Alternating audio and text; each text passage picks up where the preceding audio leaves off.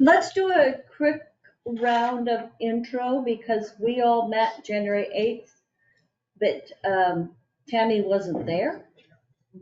So it might be helpful for her to sort of have a general idea. We're going to start with Jeff. Okay, I am Jeff Komnick. I work at the University of Washington in the Natural Resource Spatial Informatics group, which Luke leads. My background is in silviculture, forest protection, that kind of stuff. The Drudgers, know everybody. You know everybody. Everybody online, yeah. Okay, you're good. I'm Ann Stinson. I'm the president of the Washington Farm Forestry Association and a small forest landowner. Rick Boyer, small forest landowner, Grace Harbor, Lewis County. Ken Osborne, small forest landowner, Skagit County. Tammy Makita, I manage the DNR Small Forest Landowner Office.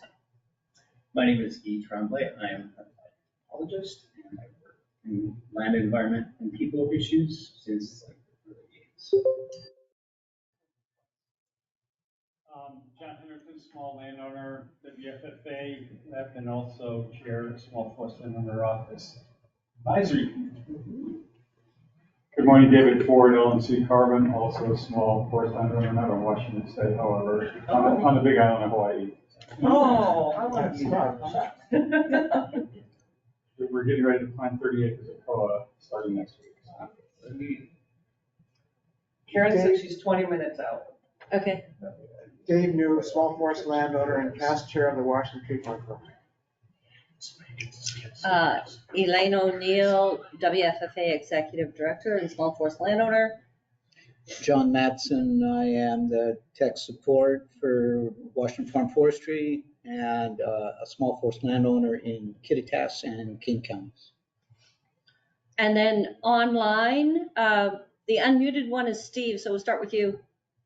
Hello, everybody. Good morning. Steve Hinton, Conservation Scientist, Treaty Rights and Government Affairs Office at Tulalip Tribes.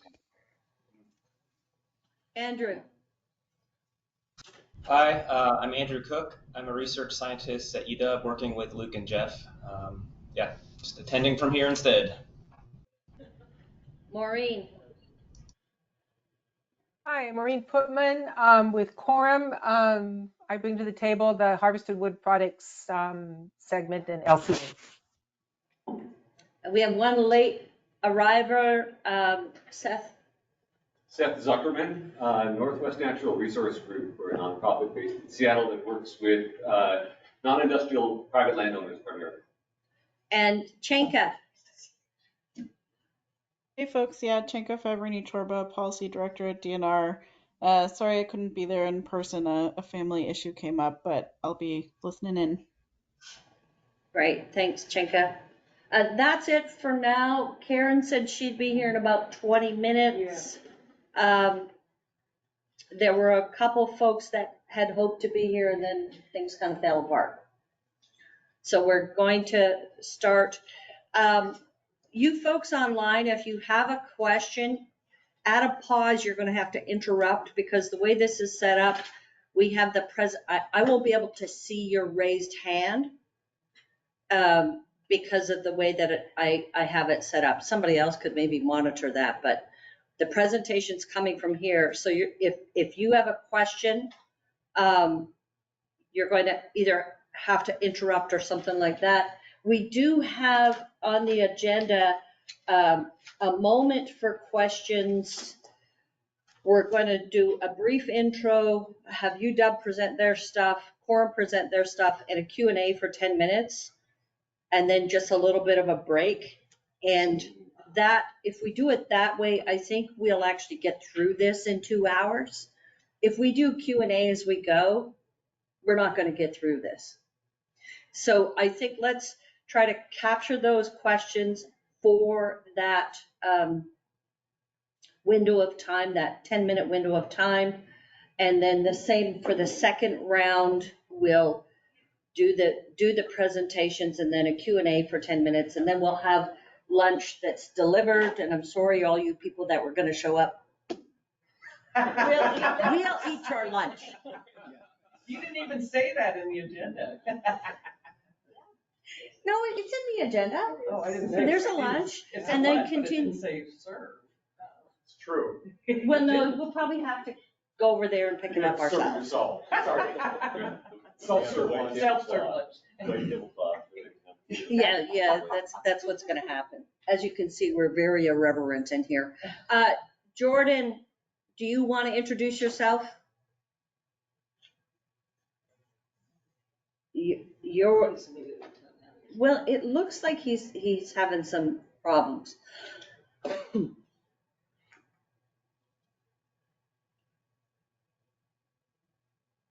No, he's good. Now he has two X'd out, and I'm not Xing him out, so I don't know what the problem is there. Maybe you can give us. Jordan is with the Department of Ecology. Do you know what he does there? You've interacted with him a fair bit. I don't know if it's official, I can look it up, but he's working on the Cap and Invest and the offset side of that Cap and Invest program. Yeah. So he's the one that's been organizing the work group that's just been named to look at the forest offset protocol, as well as I think the other protocols. I think this one's specific on forest, but yeah, so. Okay. Jordan, we've introduced you. I'm not certain. In both those cases, it looks like I'm muting you, but I'm really not. Okay, let's start this little presentation.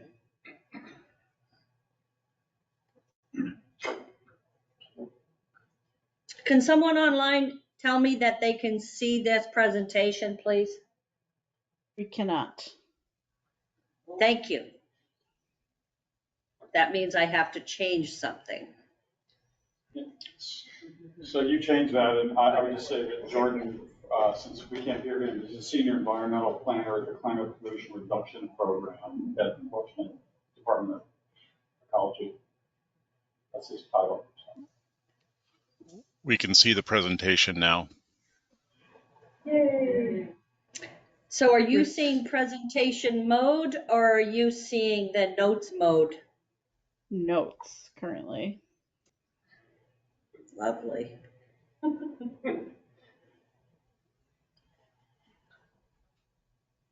There we go. Yeah, well, that works for you, but not the people here. No, there's another way to do this. This is not my first rodeo. Hang on.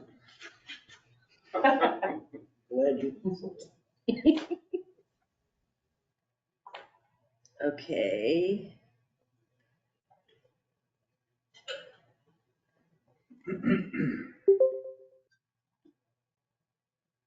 Ta-da. Can you see it now?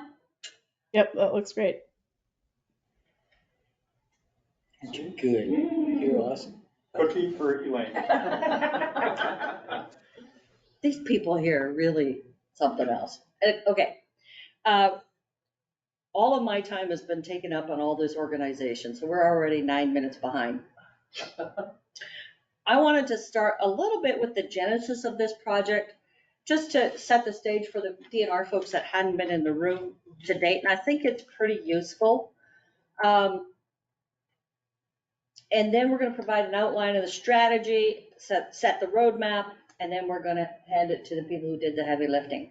So in the beginning, it was actually Dave New's predecessor, Bob Obedzinski, who said, hey, we should organize ourselves in case something carbony comes up in the legislation. I think those were the exact words.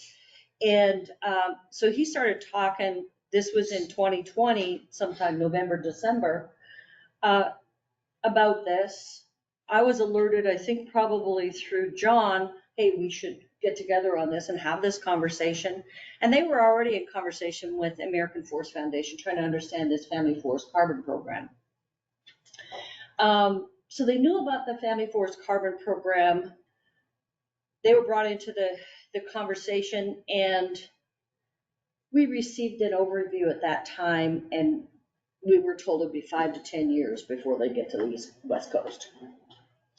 So I was like, well, what can we do to speed up that process? And as you listen to them, I already knew we were going to have problems because of the way that they did their assessment.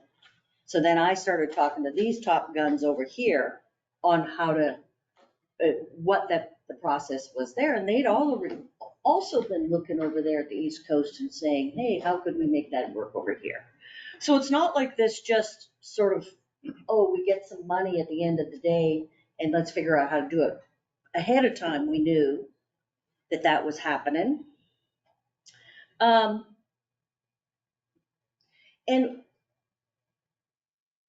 we knew at that time that this report, that they were already working on a You need to report. say who they are for the people online. Oh, University of Washington. That the University of Washington report on small forest landowners was due out at that time. I think they were about where we are now. They had about 10 days left to present, to get the thing to the legislature at that point in time. And I was in the process of reviewing it. So were you, Tammy, about that time. So we had the trend data on small landowners. We had the trend prediction data. We had a good idea of the challenges and opportunities. I mean, I've been working in this space for 20 years, so have they. We had a good idea of the challenges and opportunities. And we actually had a pretty clear understanding of the harvested wood product flow. We had a clear understanding of the sort of that whole carbon story because of all the places that we had been working for the last 20 some years. So the way that it worked is the last week of session, WFFA gets a call from one of the members saying, hey, I want to do something carbon-y for smalls in this Climate Commitment Act. John and I literally had 3 hours to give them something. But we had been working on it. So we took that discussion from the prior year saying, hey, we need to figure out how to do something like a family forest carbon program here because we don't want to wait 5 to 10 years. And literally, it was 4 days before the end of session. It got passed. And what year, sorry? 2021. That was the year that it passed. So the Climate Commitment Act passed in 2021. And so the questions that emerged from it were the questions that, came out of that whole process, because you give them an idea and then they turn it into language, which is a little, that's its own art. So now, of course, funding took a little bit of, it took a while because they didn't fund it at that point. It took till the following year to actually get the funding in the door. And that gave us a little bit of time to refine our report, which ended up looking like, here's all the pieces that we have to sort out. And that looks a little bit daunting, and the more I look at it, the scarier it looks, but we're through it now. We've had the last 16 months to work on it. And we're really gonna talk a lot about the pieces in gray and then how they inform the pieces in that teal color. And I was really clever and put the background of the slides in gray or teal to make it obvious. That's why you get the big bucks. That's what happens at 10 o'clock at night when you're like, With epiphany. how do I make these stand out for people? So it's a sort of a reminder. So this is just a slide when you zoom in that talks about how it's responsive to the different elements of how the work that we have done has been responsive to the different elements of that bill. Each one of them had a different requirement, and we spent time in all of them consistent with the contract that was set up by DNR. And then this was all of our conversations for the last 16 months. And now we're at that place of, here are the recommendations. Here is what we will hand to DNR to take through into the next steps. I think it was Ken Osborne, I'm blaming him for this one, is he looked at this stuff and he said, this is great, but it doesn't, sort of a framework, it doesn't tell you how to get there. We need a roadmap. So I went back to the idea of developing a roadmap, and I went back to some work that's, this gal's actually an artificial intelligence computer programming kind of gal who figured out how to structure things. And so you start at the end, what are you trying to do? Well, we're not trying to deliver a report to the legislature, we're trying to mitigate CO2 emissions. What does it take? And you just work backwards. What does it take? Well, it takes functional markets, functional incentives, it takes specific policies, and the policies are really those pieces that we're delivering today. And then you think about what are the levers that affect it. So it's just a way of thinking about it and structuring it so that you can organize yourself to answer specific elements of it. And that's what this is. So when we talk about the technical challenges, we have two entities that are going to speak to those technical challenges. One is the work that we're going to hear from UW, because our biggest technical challenge, and I think I'm not going to steal any of your thunder by saying generally, is that the program for aggregation that has been developed for Family Forest Carbon Program relies on FIA plots, and that's just not going to work here. We needed an alternative that would work in Washington, but writ large on the West Coast, because we don't have the kind of plots that they have on the East Coast. And then we also have this law on the books in Washington that says, hey, whatever you do in the carbon space around forests, you have to recognize the overall contribution of the forest sector. That's written into the Climate Commitment Act, and it's in existing law. So then we brought in Quorum to start talking about how would you bring that harvested wood product piece in specific to Washington State. So that's going to take up until the break. What's the LCA? Life cycle assessment. That's going to take up to the break. We're going to have question and answers after that, and a break. I don't know why that's doing that. What's going on here? Maybe lose connection to the projector. We're having technical difficulties in the room. Then after that, we're going to start looking at those standards, some of the challenges associated with standards and small forest landowner participation. We have David Ford from LNC Carbon, who's going to talk about that. And then we have this challenge of just because you build it doesn't mean people are going to show up. How do you engage people in a way that will foster participation, I think is the best way to describe that. So we're going to have a little bit of data from the landowner surveys we did from John, and then we're going to have this pretty cool response that Guy was able to pull from his surveys of this is what people want. And then magically, we're going to come up with all these teal-colored recommendations that will move us into the future. Yeah. So we're going to start with the gray. Remember, this is all of that data. And I'll pass it over to Luke and Jeff and Andrew, who's online. Okay, I think I'll provide some context here for the overall goal, and then Jeff will dive into the kind of details of how we're hoping to get there. So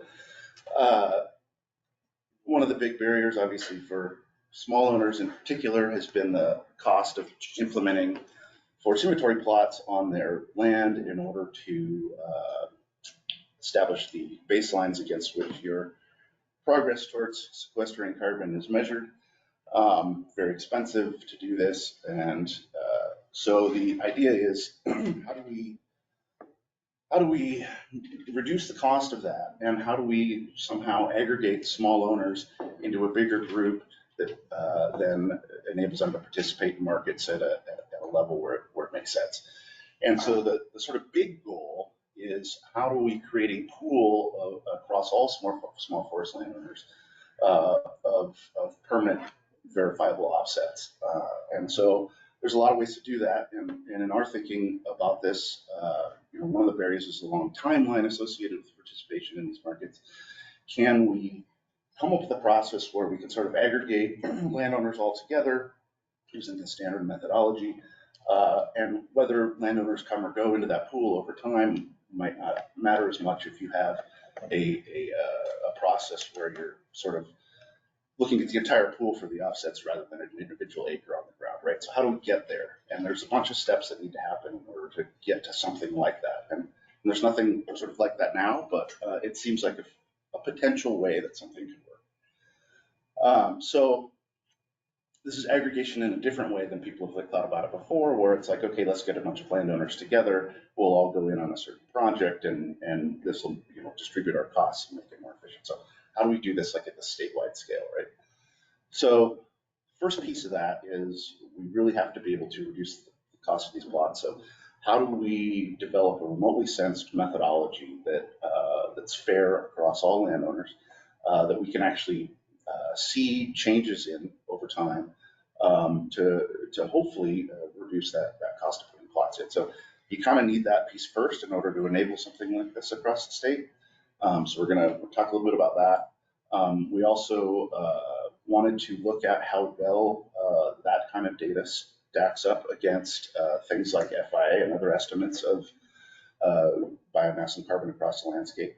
So talk a little about that, and then finally we'll dig into kind of some of the details of the Vera protocol that's been implemented on the East Coast and why that may or may not work here in Washington and on the West Coast. I think, yeah, that's sort of the big picture. So this is just the first couple pieces in getting towards that kind of larger thing down the road. And I made up the fancy title of Cracking the Code because I think these three are awesome, just so you know. Yeah, so as Luke mentioned, we're going to cover three topics here fairly quickly. So first is developing these forest species and structure models, these rasters that cover the entire state and give us forest estimates. Second, we'll kind of demonstrate the use of these models to analyze small forest landowner lands or an updated analysis, and then we'll dive into some carbon program analysis, sort of theoretical carbon program analysis.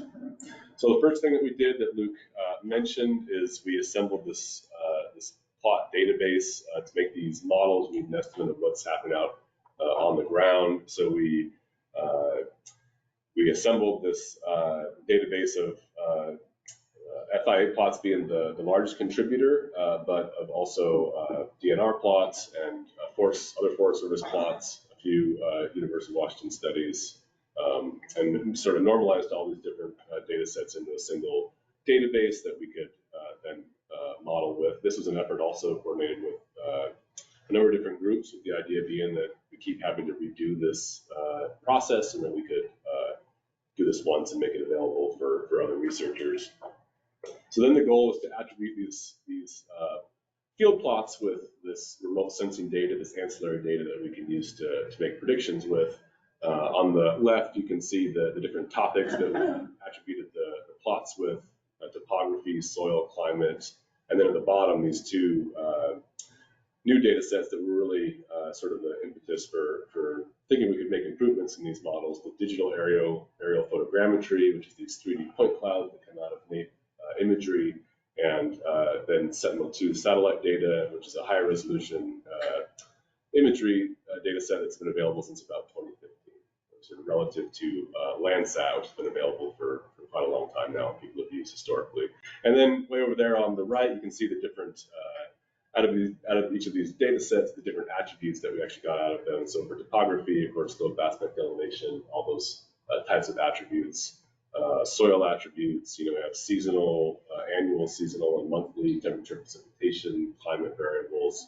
And then for digital aerial photogrammetry, or DAP is the short terminology for that, we get distribution of different heights and sort of crown shapes and some cover metrics, things like that. And then typical satellite imagery metrics, red, green, blue, infrared, things like that. So all these attributes that we can use to then try to make predictions with. So then for each of those different variables, we had to create these statewide rasters. So it ends up being about 500 of these statewide rasters. This is what Andrew spent a lot of time doing. And, you know, it really all starts with a really high quality ground model. That first box there, these are ideally LiDAR derived ground models. We had to backfill in a few places with lower resolution data. But that by itself is a pretty big effort to create a high quality ground model. And then for each of these different topics, creating these 66-foot high resolution statewide rasters. Then we use the geometry of each of our about 20,000 plots, intersect them with each of those 500 or so rasters, and figure out the right way to summarize these remote sensing data sets. So this is a really big effort. Andrew spent a lot of time on this. And what made this even more difficult is with FIA confidentiality requirements, we had to have a sort of an offline computer where all this stuff got transferred over and the analysis of the FIA plots happened, so it couldn't be leaked to nefarious individuals or something like that. That's very nice. So at the end result, we kind of have these 4 categories of variables to make predictions with: physical variables, climate variables, structure, and spectral. For this effort, we didn't use the monthly climate variables, but we ended up with about 300 plus predictor variables that we could use. So then we wanted to make forest models out of this, and we kind of had 2 types of response variables that we were looking at: structure attributes and species attributes. For the structure attributes, you can see there with the ones we use for this project, although we have made quite a few other models also. You can see we have total live and above ground and below ground biomass, which gets us towards our carbon estimate for this project.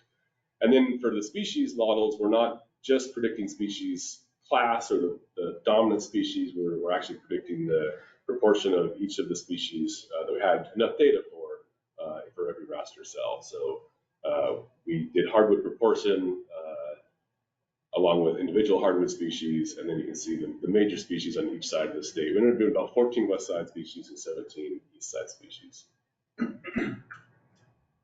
The other thing that we wanted to do with this was look at how did our model accuracies compare for sort of withheld plots, which are about 1/10 of an acre, and then how did they compare, or how did our accuracies improve as we went up to validation stands. So we had 92 stands, or about 100 stands, validation stands that were put in by the DNR for their RS Frizz program. We were able to acquire those and look at our model accuracies. How would our predictions do at the 10th acre level, and then also at the 3.6 to 150 acre size, which is what these validation stands were. So this is much more like how are our models doing at sort of a potential project level scale. Our modeling approach, very quickly, we divided the state up into 2 modeling regions, east and west. So we ended up having about 9,000 plots per region. We looked at a bunch of different modeling forms. XGBoost, this sort of boosted tree model, is a current popular machine learning approach. So that's what we ended up using. Because we had so many variables, we had a pretty robust variable selection procedure.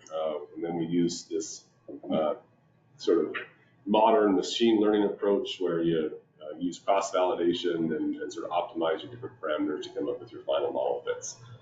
And then, more importantly, what we wanted to do to assess the model, we wanted to look at withheld plots. So we withheld about 10% of our data set and then made predictions and calculated accuracy statistics on those withheld plots.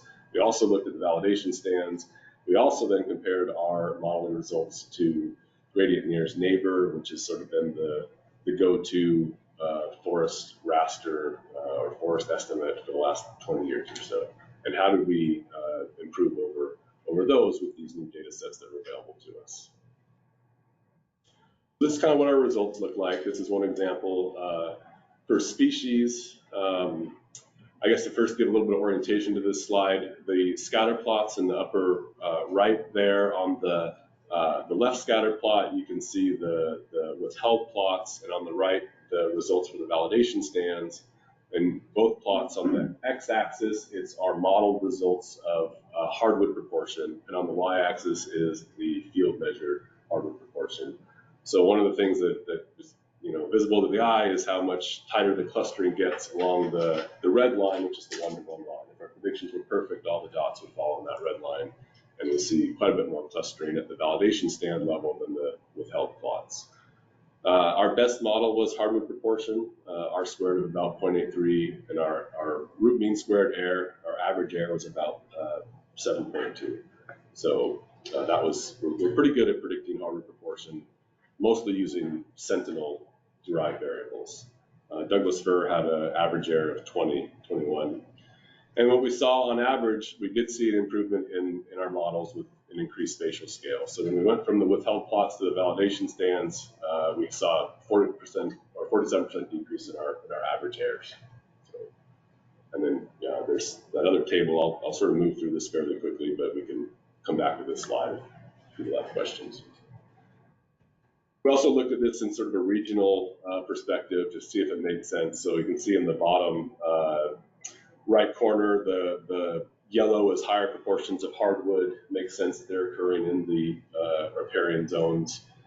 Here's just one more example of that. If we look at where the Douglas fir proportion is higher versus where the western hemlock proportion is higher, you know, in that Puget Sound trough and in the southwest Washington, we have more Doug fir on the west end of the Olympic Peninsula, and as you move up into the Cascades, you get more western hemlock. So it kind of matches expectations, we think, at sort of a regional scale. For structure, our best model, as we would expect, is height. So plus or minus about 13 feet in terms of our model accuracies at the validation stand level. For our work here, the biomass model had an error of about 44 US tons per acre. So if we translate that to metric tons of carbon, that's about 20 metric tons of carbon per acre at the sort of the project level scale. I'll just kind of keep moving through this. We can come back to this if there's questions. And we did produce this statewide updated raster of forest biomass. So again, at a 66-foot resolution that we could then use to do new summaries of forest biomass. So as I said, the other thing we wanted to do is compare this to GNN, which has been the sort of go-to forest raster for quite a long time now. But it is a Landsat-based model. It does not have DAP, which is our direct measure of structure. So we would expect to see improvements. And to do this comparison, we used our validation stands and summarized GNN, and we compared our accuracy statistics against the ones we found using GNN. And as we expect, we did see an improvement in our models. It's just these new data sets, Sentinel and DAP, really are a big improvement. So we saw about a 66% increase in R squared and a 25% decrease in our average errors by having these new data sets available to us. And you can see that sort of graphically in the charts on the right. You can see the points clustering more tightly around that 1-to-1 line. Just a few take-home points here. This is really one of those generational leap forwards. Having Sentinel, having DAP, we can make much better predictions than we could before that. Our accuracy is improved by about 25% on average compared to GNN. You need a single take-home number. For our purposes here, our carbon model had an average error of about 20 metric tons per acre at the sort of validation stand or project scale level. We did see the improvement in our accuracies as we went from the withheld plots, the 10th acre level, up to between 3 and 150 acres. We expected to see improvements at larger spatial scales, and we did see that. One of the things we wanted to do in this study, but we're not able to do, is if we had multiple DAP acquisitions, NAEP is flown every 2 years, so in theory we could have new DAP every 2 years.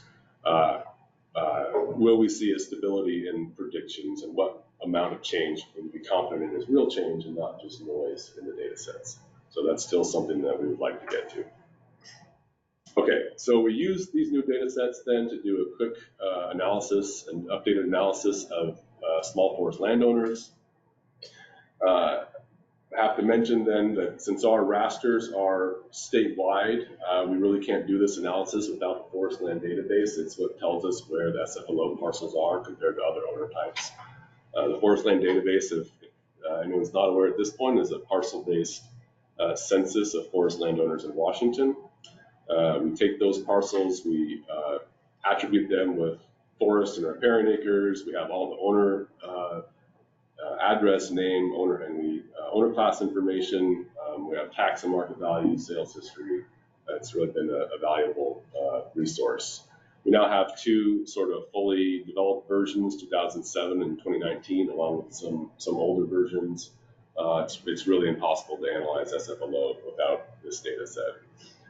And then just to reemphasize, having these new forest rasters with DAP and Sentinel based attributes, and then the forest land database it's really sort of the next generational analysis platform that we can work with.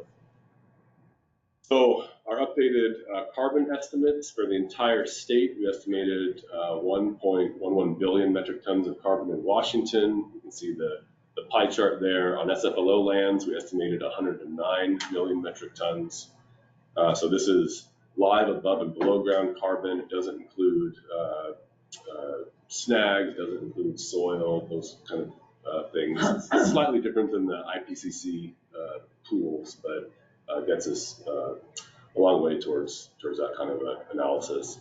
We wanted to see how that compared then to FIA, and when we looked at the FIA estimates, we found that we were sort of just on the high side of their confidence intervals. So they were 1.09 billion metric tons of carbon with a range of 1.07 to 1.11. But then when we looked at the per acre values of the FAA is estimating and what we're estimating, we were very, very close on a per acre estimate. We took that and the first thing we did was sort of look at just what is the average forest condition if you just summarize all the SFLO acres and other major landowners, and looked at average trees per acre, average basal area, QMB, those kinds of things. The results really sort of, I think, matched expectations. SFLO had lower trees per acre compared to other major landowners, higher QMB, and in the end, sort of a similar amount of basal area compared to private and tribal landowners, private industry, I should say, tribal landowners. Really sort of results that I think agree with expectations on a very coarse average level. We then took that and said, well, what are these sort of more specific potential management needs that we might be able to identify?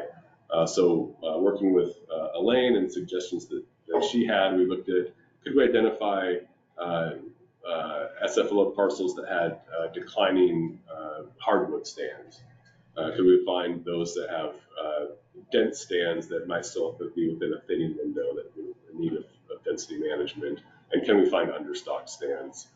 And these are really just sort of quick case studies or examples, but we can identify individual parcel locations. We can identify the number of acres, the number of parcels for each of these different potential management needs. And again, just with the forest land database, we have owner information for outreach, for example, that sort of thing. And I think really the take-home point here is that our model accuracies are moving closer to the point where we can have confidence in these site-specific analyses relative to GNN, where we're really focused on regional assessments. So, lastly, then we looked at sort of theoretical carbon program. We were directed towards the BERA protocol, as we talked about. So just a quick summary of this BERA improved forest management. It compares the carbon emission reductions and removals for a project compared to a dynamic baseline of 10 FIA plots. So additionality is based on the difference in the change in carbon between these two alternatives, with the idea being that any growth, harvest, and disturbances that occur on the 10 baseline plots sort of represent business as usual, though notably, if a plot gets developed, then the other 9 plots get reweighted, so it essentially does not consider development, which is interesting. That's nice. It's stupid. It's not interesting. Yes, that's it's right. kind of stupid. That's right. But anyway. And the bounds here then are the bounds of the biomass. It includes forest carbon, live, dead, above and below ground, and harvested wood products. And the harvested wood products biomass is a single factor that estimates how much biomass is remaining in wood products after 100 years. And you can see that table shows there's different factors based on ecoregion, conifer hardwood, saw logs, and pulp. And then other than that, it assumes differences in emissions due to harvesting and transportation are negligible, which is just to say it's not a site-specific analysis in a sense. It's a comparative approach. So our methodology for looking at this sort of example carbon program, I'd say, is we developed a web application that would allow us to use our forest rasters in place of field plots that a project trying to go through there would use. And so, and then we used treatments and growth simulated in the forest vegetation simulator to show what might happen over time. Though that was primarily done so that we would have something to show. It's not a suggestion that FVS is necessary for a carbon program in this case. So, but we want to be able to show something and not just sit around and wait for stuff to happen. So the idea here is really simple. The user draws a boundary on a map. The app identifies clips out the project on each of these different rasters, which you can see in the bottom corner: trees per acre, QMB, height, forest biomass, hardwood percentage, Doug fir percentage, and hemlock percentage. Those are the variables we use to match FIA plots with. So the app clips those out, summarizes them, and then goes and matches the closest FIA plots to the project forest, and then compares carbon. And the user also is able to select one of 4 different simulated treatments in the app.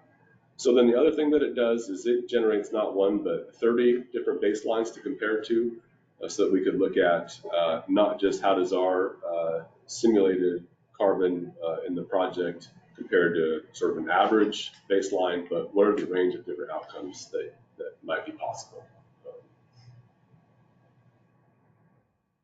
So I'm just going to go through then sort of the issues that we saw, that we identified as we implemented that web application.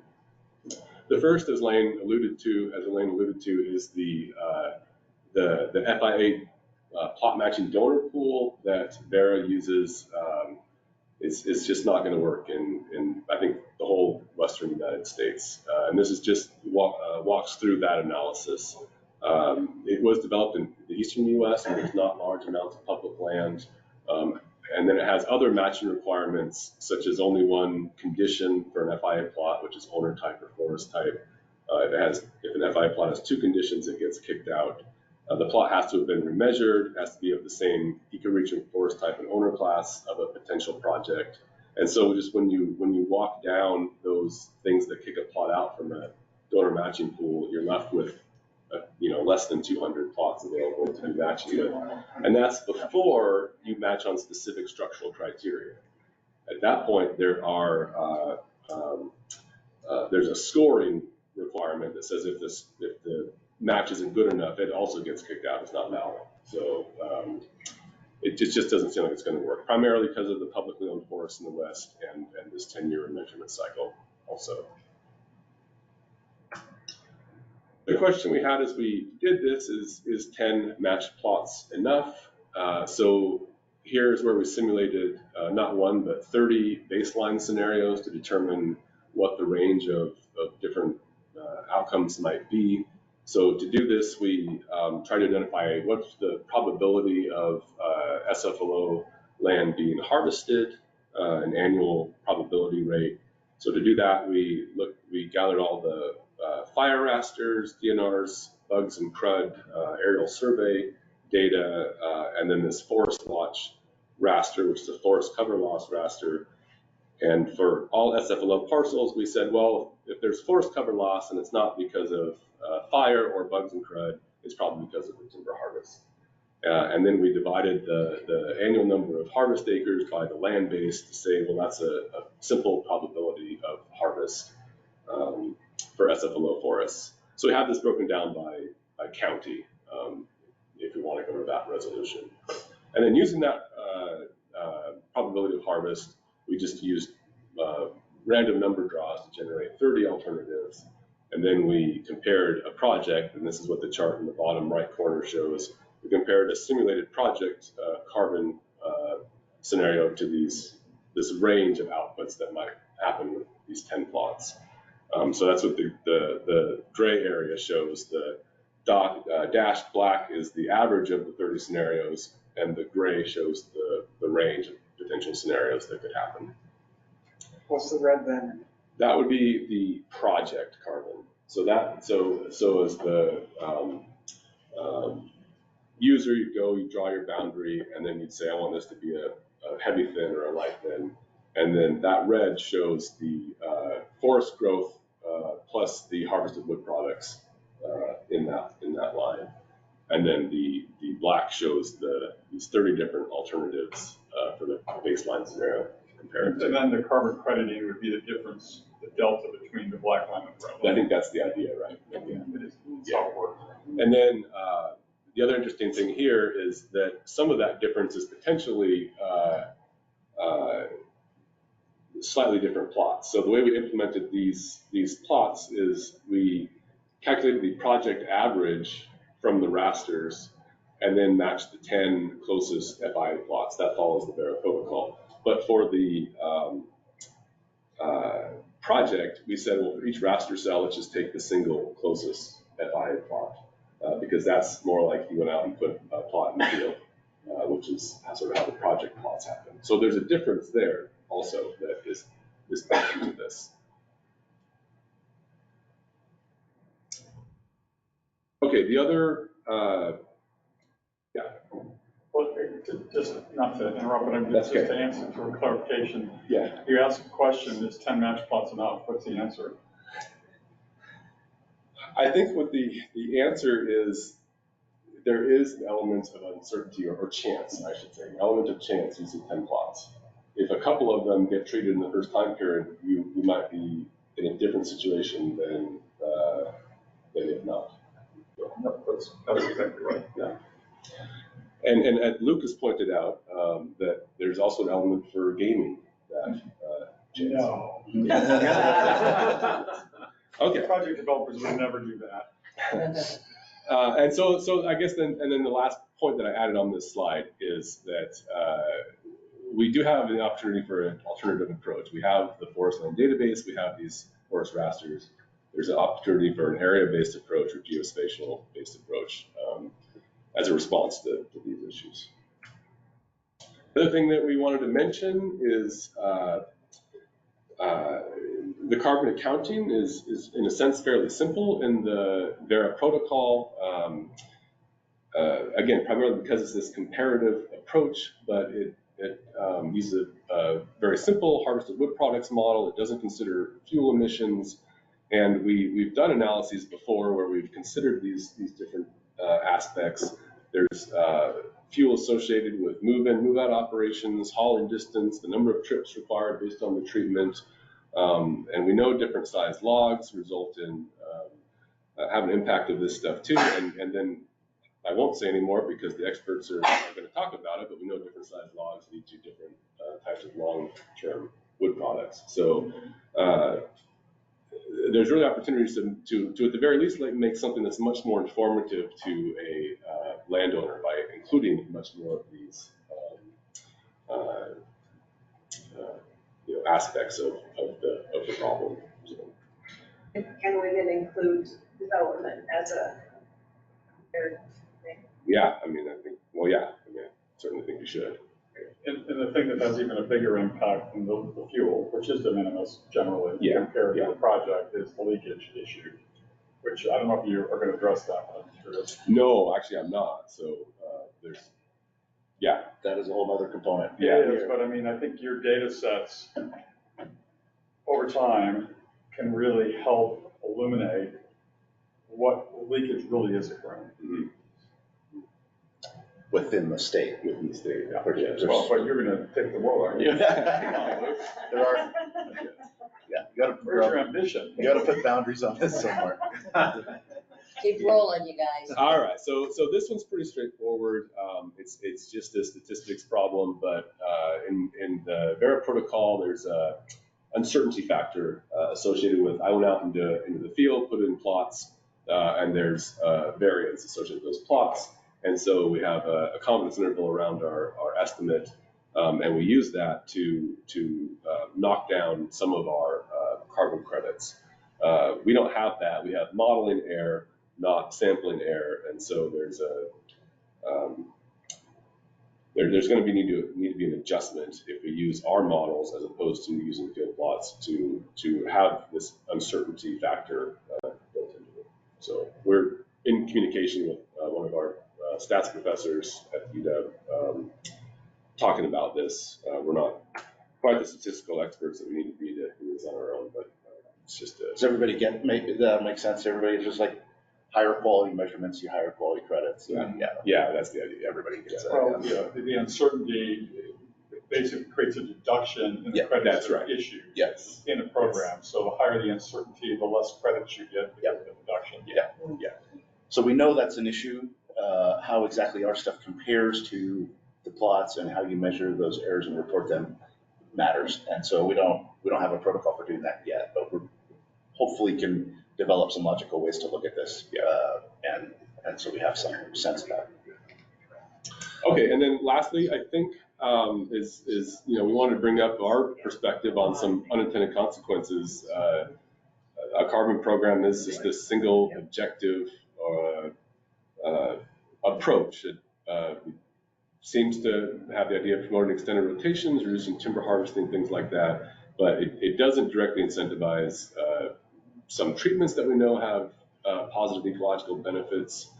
Pre-commercial thinning, for example, which the Vera protocol identifies as being outside of that particular protocol's range. And also fire risk reduction treatments that don't generate harvested wood products, those kinds of things. And it also doesn't directly incentivize some sort of a desired future forest condition. It is just based on carbon. So I think we're making assumptions that it comes along for the ride, but that's sort of what those things are, assumptions. We know, as we've mentioned several times now, they ignore, or at least the one we looked at ignores forest conversion.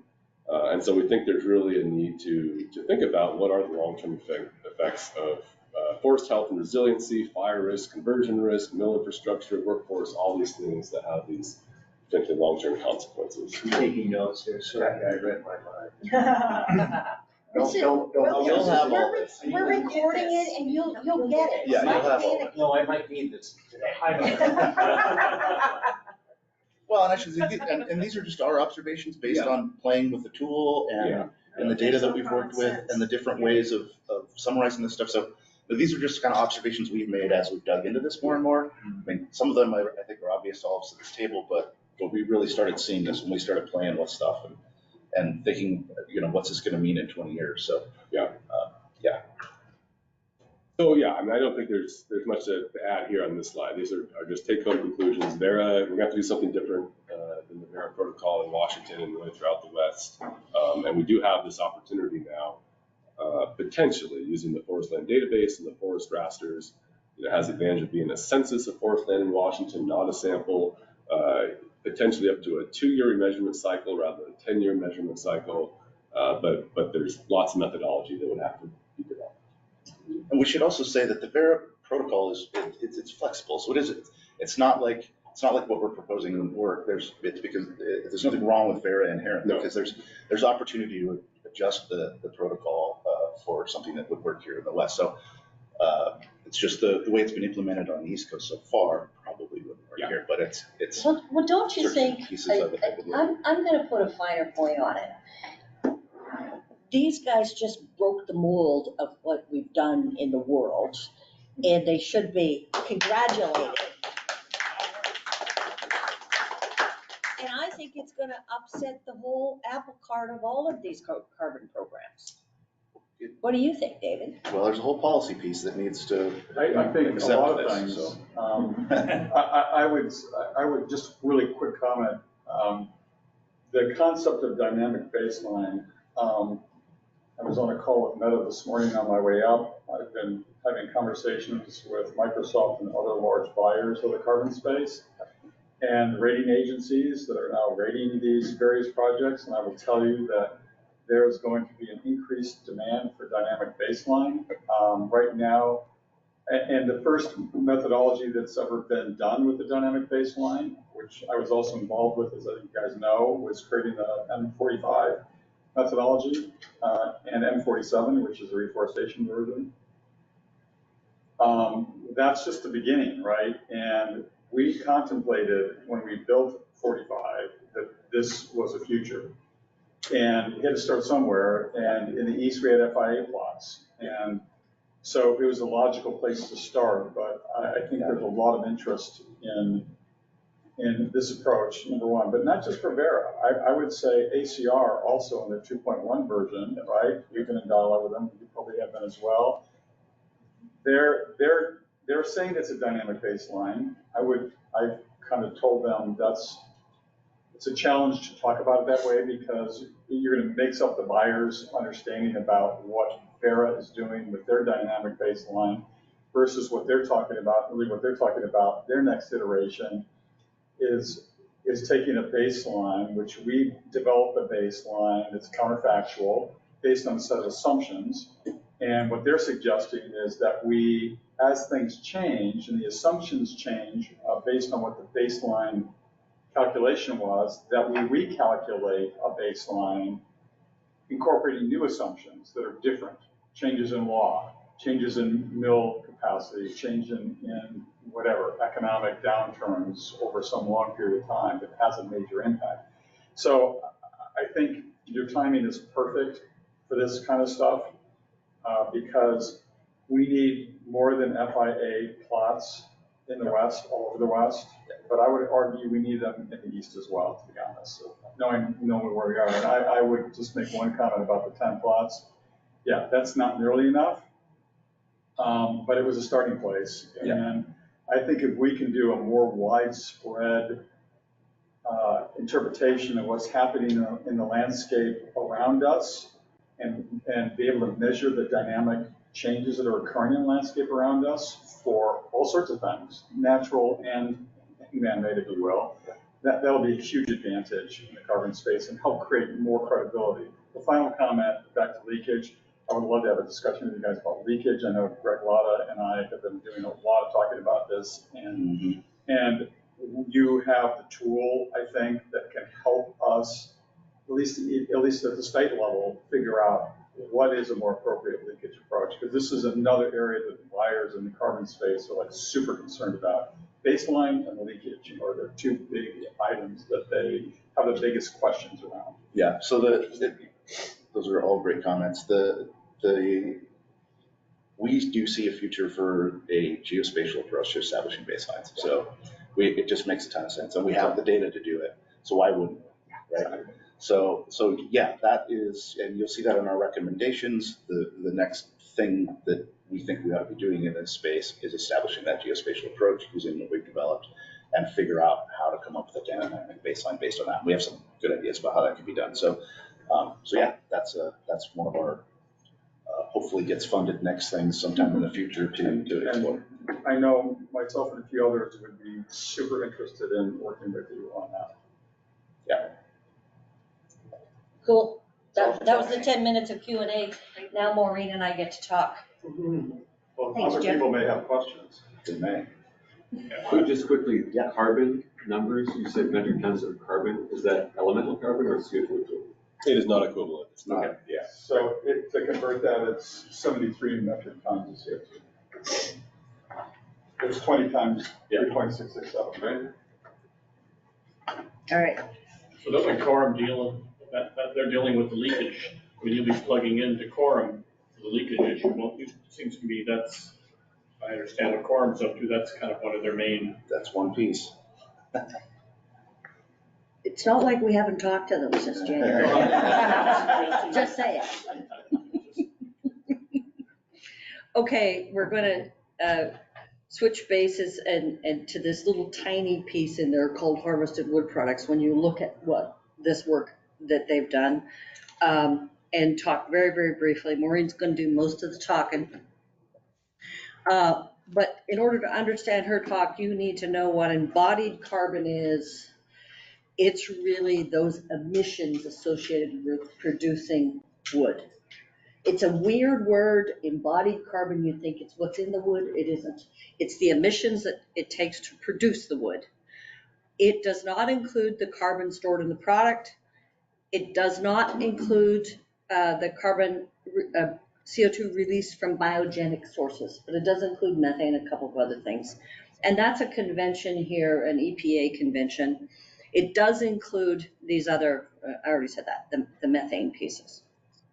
And then embedded carbon or stored carbon, you know, I don't know who came up with embodied just to mess people up, but embedded carbon is the carbon stored in the final product. You can see it represented in a number of different ways.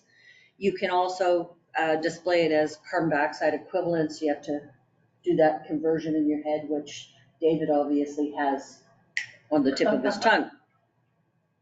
And it does not include the resins in the wood, in wood composite products. Carbon storage is not carbon sequestration the way that we think about it in the space that we work in the harvested wood product. So this is what we were asked to do. We were asked to, and this evolved a little bit when Luke and Jeff started coming back to me with, here are these pieces that we're coming up with. How do we tie that harvested wood product piece back to the level of granularity that they're providing? Because what we've just done is moved from statewide, region-wide, down to 1/10 of an acre. Well, you're not going to get this kind of harvested wood product stuff on 1/10 of an acre, but we worked with him to come up with some estimates that were much more granular than anything that we've produced before. And in the harvested wood product world, and you see that in the Vera, they do these sort of weighted averages. We have a regional and we have national averages that are reported for all wood products. The environmental product declarations are on a national basis. And to move and shift our mind to these individuals was, you know, it was a fair bit of work, but it was kind of interesting to see what's the variability, what's the similarity. And then our other job was to show, you know, for the various management treatments, what that embodied carbon might look like, and integrate it back and send these guys back some numbers for their nice little tool. And so when you think about that, I ran a number of different scenarios in the forest resource side of things, and the A1 forestry is that green, or that, pardon me, the blue down at the bottom. And we looked at these final harvests. Jeff gave me some data on low intensity and high intensity thins, and we looked at all of those. We did west side, east side. We're just going to talk about west side today because it's, you know, this is an example to explain that. And then from there, we looked at the transportation and some manufacturing, and Maureen is going to take it from there to talk about the manufacturing, which is the green part. You ready, Maureen? Oh, you're not going to talk about why yours are different? Okay, that's fine. People can ask the report. Okay, very good. So, yeah, as Elaine said, the blue is the forestry. Those differences are just based on the different management types. The transportation across all these management scenarios is the assumption was the same, so the orange bar just stays the same representation. But the green bar is where we go from here. And in this example, it's lumber production, softwood lumber production. And the reason why the bars are different between each of these management types is we assume two models. We assumed a small log diameter of less than 8 inches, and those are representative of all the heavy thins, light thins of managed, unmanaged. In anything with the final harvest on there, including the business as usual on the far right, those represent a regional softwood average. that can represent a log from 3 inches up to 30 inches, with most of those representing the 9 to 12 inch small end diameter. So that's where you're going to see these differences between these different scenarios. And what is driving that in the LCA, and we have a little, in the report, there'll be a little case study in regards to log diameter and LCA and how it's not, they don't work that friendly together.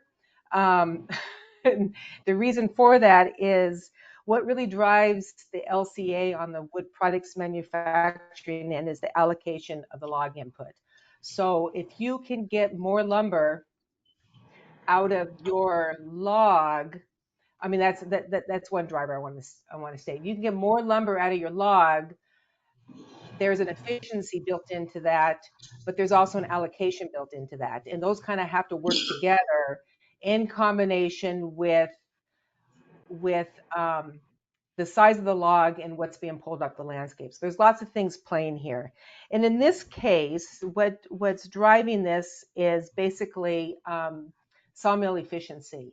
So as a round log comes into a sawmill and it gets cut into, let's say, 2x4s, the larger the log, the more efficient that process is. And so the green bar differences are really in the energy consumption of these sawmills. So the larger diameter was a more efficient system, and it actually, what's driving that first stage in the sawmill is electricity. We're not drying the wood, we are just cutting it into 2x4s or 2x6s, or if you want to assume anything across the board here. So we have to produce more cuts from more logs to get the same amount of material out of those smaller diameter logs than we do the larger diameter logs. And so that's what's really driving the green bar here. The electricity difference between these two sawmill models that we developed was about twice the electricity for the 8-inch log, and half of that for that larger. Okay, enough of this slide. Elaine, next one. Before you go on to the next one, I'm confused about the abbreviations that you have here. Oh, that's Elaine. Let me explain that. We're going to blame Jeff. Okay. So when we started this aggregation, we did it by the FBS variants. Okay. PN variant, West, so that's is Pacific Northwest, West Cascades, AK is Alaska. And we're like, why are we doing Alaska? I asked him, and then I looked at the map, and Alaska covers some little tip up there in the Olympic Peninsula. Yeah, Sitka spruce zone. Oh, Sitka spruce, okay. Yeah. So that's why we have that. Okay. But you're asking the same question Maureen asked when I sent it to her. She said, why are we doing Alaska? What is HT? And the Heavy BAU, I think, is thin, business as usual. heavy thin, light thin. Heavy thin, light thin, and harvest, final harvest, and so the business as usual PNW is really the stuff that's published out there in the EPDs. Okay. And so what you're saying is, if you're doing a thinning, you're leaving behind a lot of larger trees, and that's what's driving the phenomenon that Maureen just described, is that you're putting a lot of smaller logs through the mill, and so it's taking more cuts to make the same amount of MDF. Yeah, and there's also the allocation issue. There's also an allocation issue, and there it turns out to be pretty substantial. Yeah, it's a story, and it's, we've always kind of known this, we just hadn't put any numbers to it. Thank you. Next slide. Okay, so taking this one more level to really look at carbon impacts, which then drives us into our other analyses of substitution. That blue bar up on the top is basically the total representation of the previous slide. So it represents the blue, the orange, and the green. So that's the embodied carbon of producing softwood lumber from each of these scenarios. And then each of them are on a cubic meter basis. So a cubic meter stores the same amount of carbon. That's the orange bar, that's negative. And then you take that difference and you have the green dot. And so that's what we're really looking at moving forward, is that green dot, which we call the net. We don't call it carbon negative. We just call it a net storage. In this case, it's a net storage of carbon. Okay, that's all we need to talk about that one. Next slide. Okay, there you go. Hang on one So, second. yep. One second, Maureen. I want to go back. So you see that, you see all this variability here, right? Kind of gets washed out when you compare it to the storage. That's what I was looking at. Yeah, it's there, it's still there. But in relative terms, and this is the story with all wood products, it doesn't take very much energy to make them relative to the amount that you store them. This is still part of the story. This is part of the granularity. We're not gonna pretend this doesn't exist. We can incorporate that. We have enough chutzpah now with this to really do a good job of this. So people can't come back to you and say, hey, you're greenwashing this, that, and the other. It's like, no, we got it in there. So the manufacturing, how does the fact that our local chapter, the WFFA, toured two different lumber mills recently. Both of them generate their own power off the sawdust, lumber wood waste. One of them is fully powered, and in fact, some months sells power back to the local PUD. How does that fact play into the overall average cost? Help me with the embodied use of burning of carbon in order to produce the product. Can you understand my question? Maureen, did you get the question? I did get the question. Well, for one thing, embodied carbon is basically driven by fossil fuels. So in the case of that unique mill, that facility would obviously have probably a very low embodied carbon. I'm going to tell you that business as usual PMW final harvest on the far right, that is fresh off the press, and that represents, nearly 100% self-generated fuel. Some of that is cogen, but it also represents a lot of facilities. So if one facility is completely self-sufficient, but probably maybe only represents 5% of the weighted average production, it's kind of going to get a little drowned in there. So the only way to really help with those, to really see that, is you do individual facility LCAs, and then you can get the difference. We try not to do that in the industry, especially with a commodity product, because we don't want to set one facility over the other. And that also drives the users of a 2x6 in a building saying, I want all my lumber coming from Mr. Jones's sawmill, in Washington. So that's something we try. We get very little requests for producing a commodity EPD, which would highlight those benefits of that mill. But that does play in. It is part of that picture. We don't, it's just all part of that average in there. Can I just, since we're interrupting? Yeah, but we're also running out of time. Keep going. Very, very quick question about your diameter of the butt log of your tree is greater than 32 inches, your markets collapse.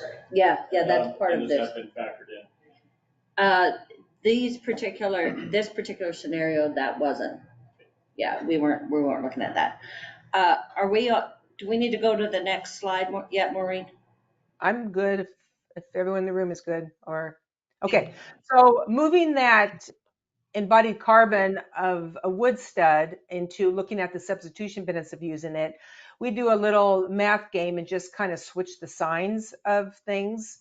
So when you see the wood stud at almost 18 kilograms of CO2 per equivalent wall use of a steel stud, we treat it as a positive.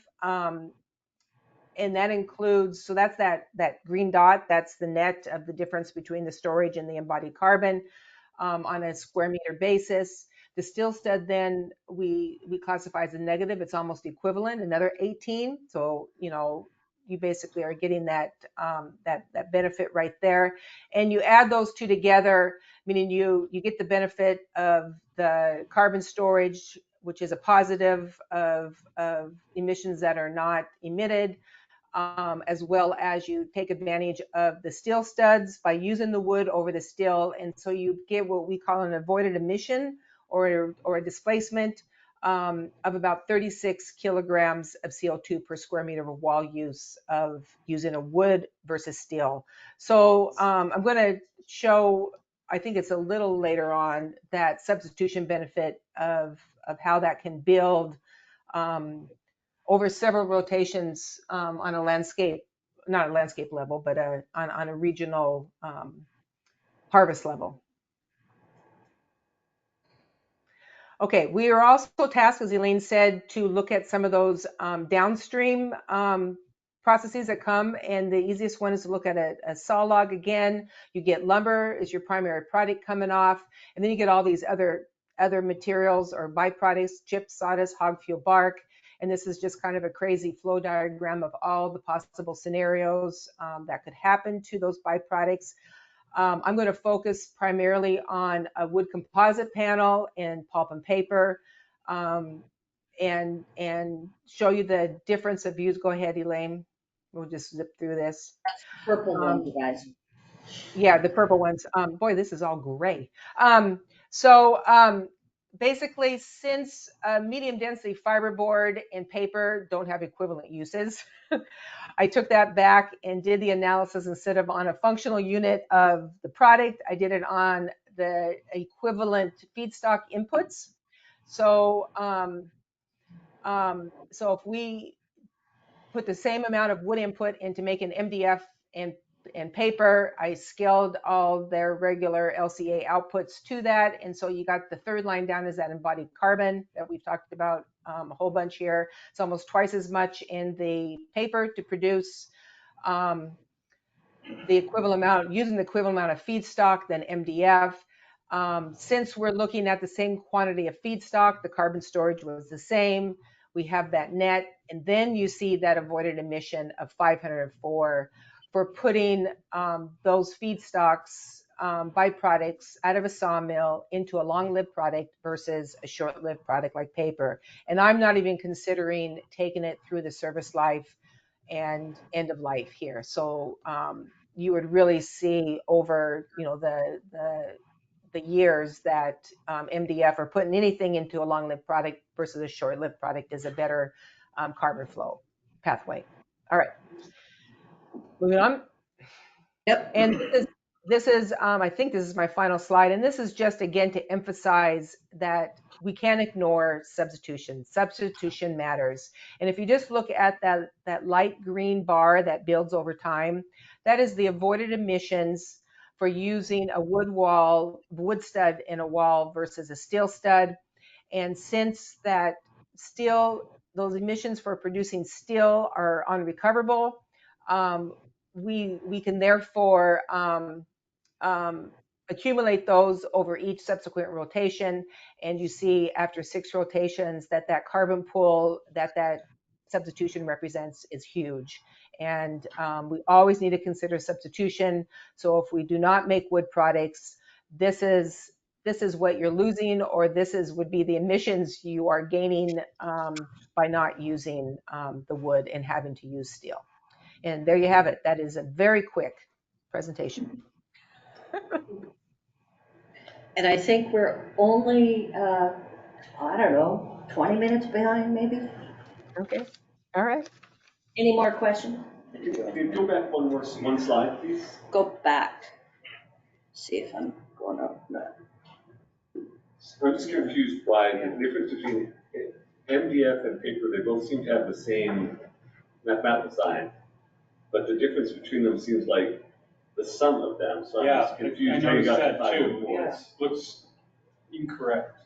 If it's comparing MDF to paper. Did I do my math wrong? 400. So basically, we're doing it on an equivalent feedstock. So if there's 1,000 kilograms of feedstock available, and we made it into MDF or we made it into paper, these are the scaled embodied carbons for that amount of feedstock.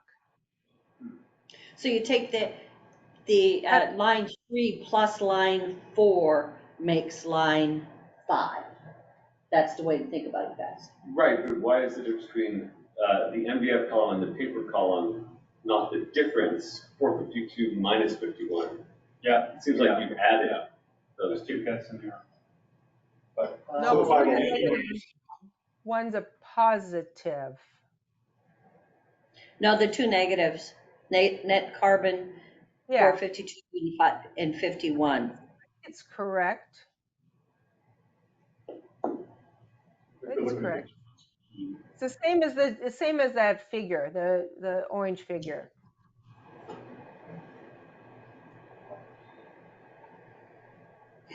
This is David Ford. Thanks for the opportunity to chat with you all. I stand between you and lunch, so I will move through this relatively quickly. We're going to shift gears from where we've been talking about all this technical stuff, which is the basis of our ability to serve small family landowners.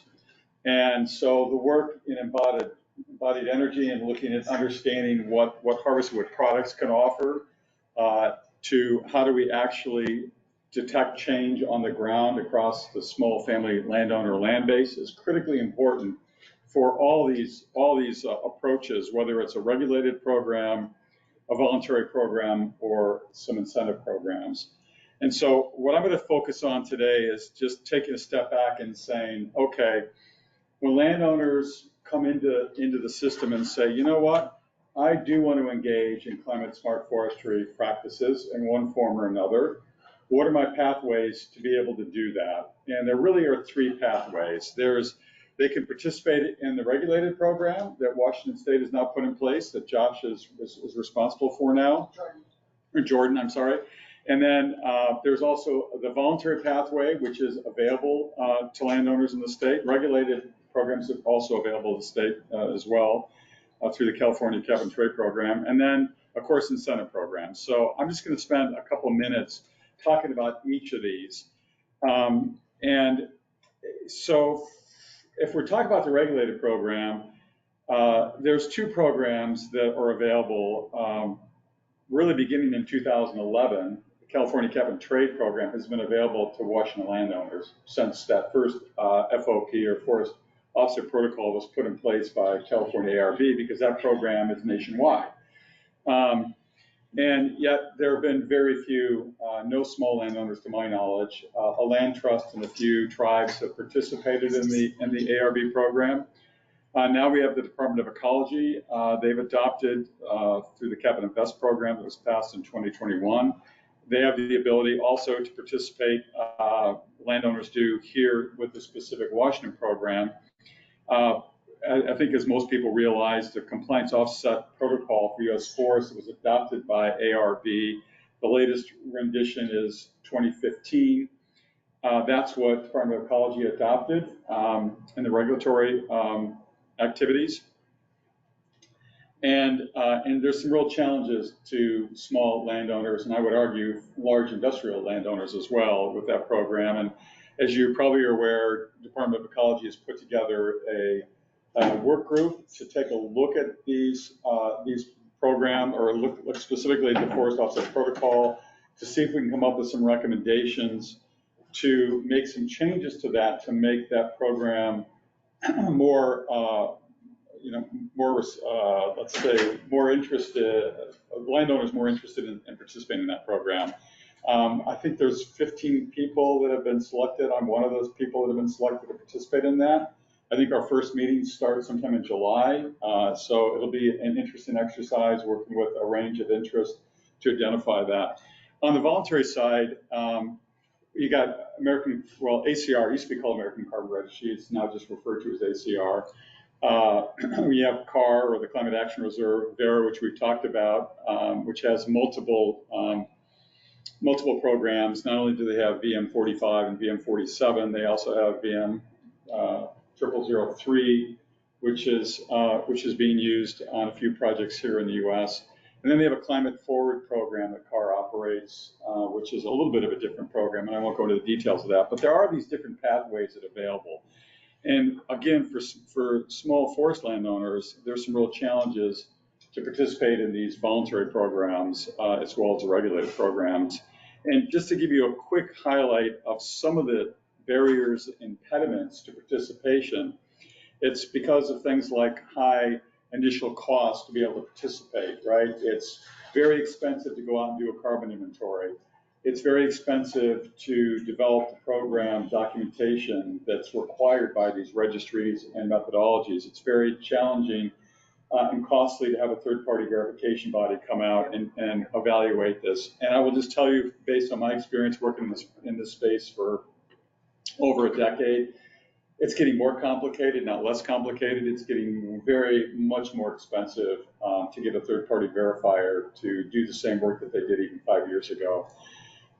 There's a lot of complexity in both the regulated and in the voluntary market. We talked about some of that today, just trying to address how do you create baselines.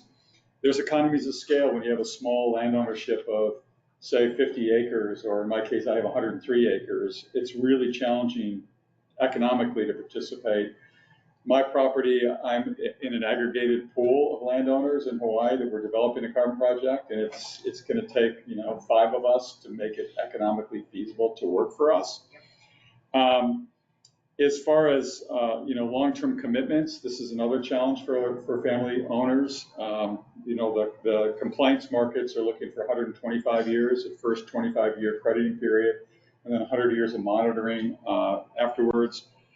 VERA is anywhere from 30 to 100 years. ACR is 40 years. These are long-term commitments that many family landowners, particularly those of us that are up in the age class bracket now, are looking and saying, do we want to obligate our lands for that long period of time when I'm not going to be around? In my case, the answer is yes.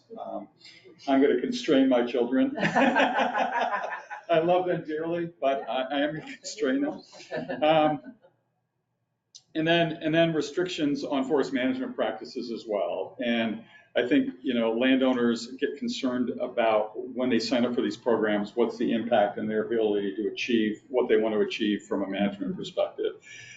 Things like market access is another example. As a small landowner, I don't have a relationship with Microsoft directly, right? And so who do I sell my credits to? Do I have to sell them to a broker that takes a big cut of my credits?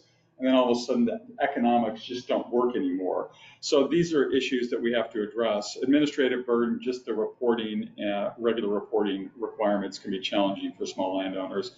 And then, frankly, there's just a lack of support and resources currently available at a broad scale for landowners to be able to have a navigator to help them down this pathway of figuring out what's the right direction they should go. So that's kind of the regulated and voluntary markets. I mean, there are active, and I guess before I move into incentives, I would just tell you that there's a significant level of interest in large buyers that have made net zero commitments. And here, Washington State's, frankly, got some of the biggest corporations in the world here that have made net zero commitments, or in the case of Microsoft, net negative commitments. They're going to go back in time and offset their footprint from the first day they opened their doors.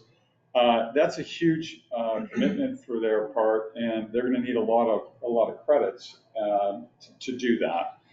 And so there's certainly an opportunity, but the landscape is changing because the demands that these large buyers have, because they want to protect their brand, they're getting more and more sensitive around things like baselines. So Luke, on your team, the work that you're doing here is absolutely critical for us to have successful baselines in the future that are credible. So for those landowners that don't want to kind of navigate that regulated pathway or that voluntary pathway into a more structured program, we think a lot of landowners could, and I think Guy is going to talk about this in more detail, will be incentivized to change behavior on their landscape. And it isn't just financial incentives, but financial incentives are important. They may not always be the most important driver. Technical assistance is an area, and you have a lot of experience in the technical assistance space. They need someone to talk to help them understand what they can do and what's the pros and cons of that. And one example of an incentive program is the Family Forest Carbon Program. And we've talked a little bit about that. I think people understand what that program is about. It's not here on the West Coast yet, although we have been talking, Elaine, myself, and others have been talking to AFF a lot about that being one element of a solution, not the only one, not the only pathway for landowners, but a viable pathway for landowners. And the way that program simply works is the program itself has gathered financial resources from large buyers and investors who are interested in this space. They work with landowners to enroll them in a set of practices that the landowners agree to implement, measure in a dynamic way the changes of carbon that occur on the landscape because of those management implementations against the baseline that we've been talking about. And then the landowner is insulated from the carbon markets per se, because what they're going to get is a payment to implement a practice, much like an EQIP payment you might get from NRCS or maybe the state program.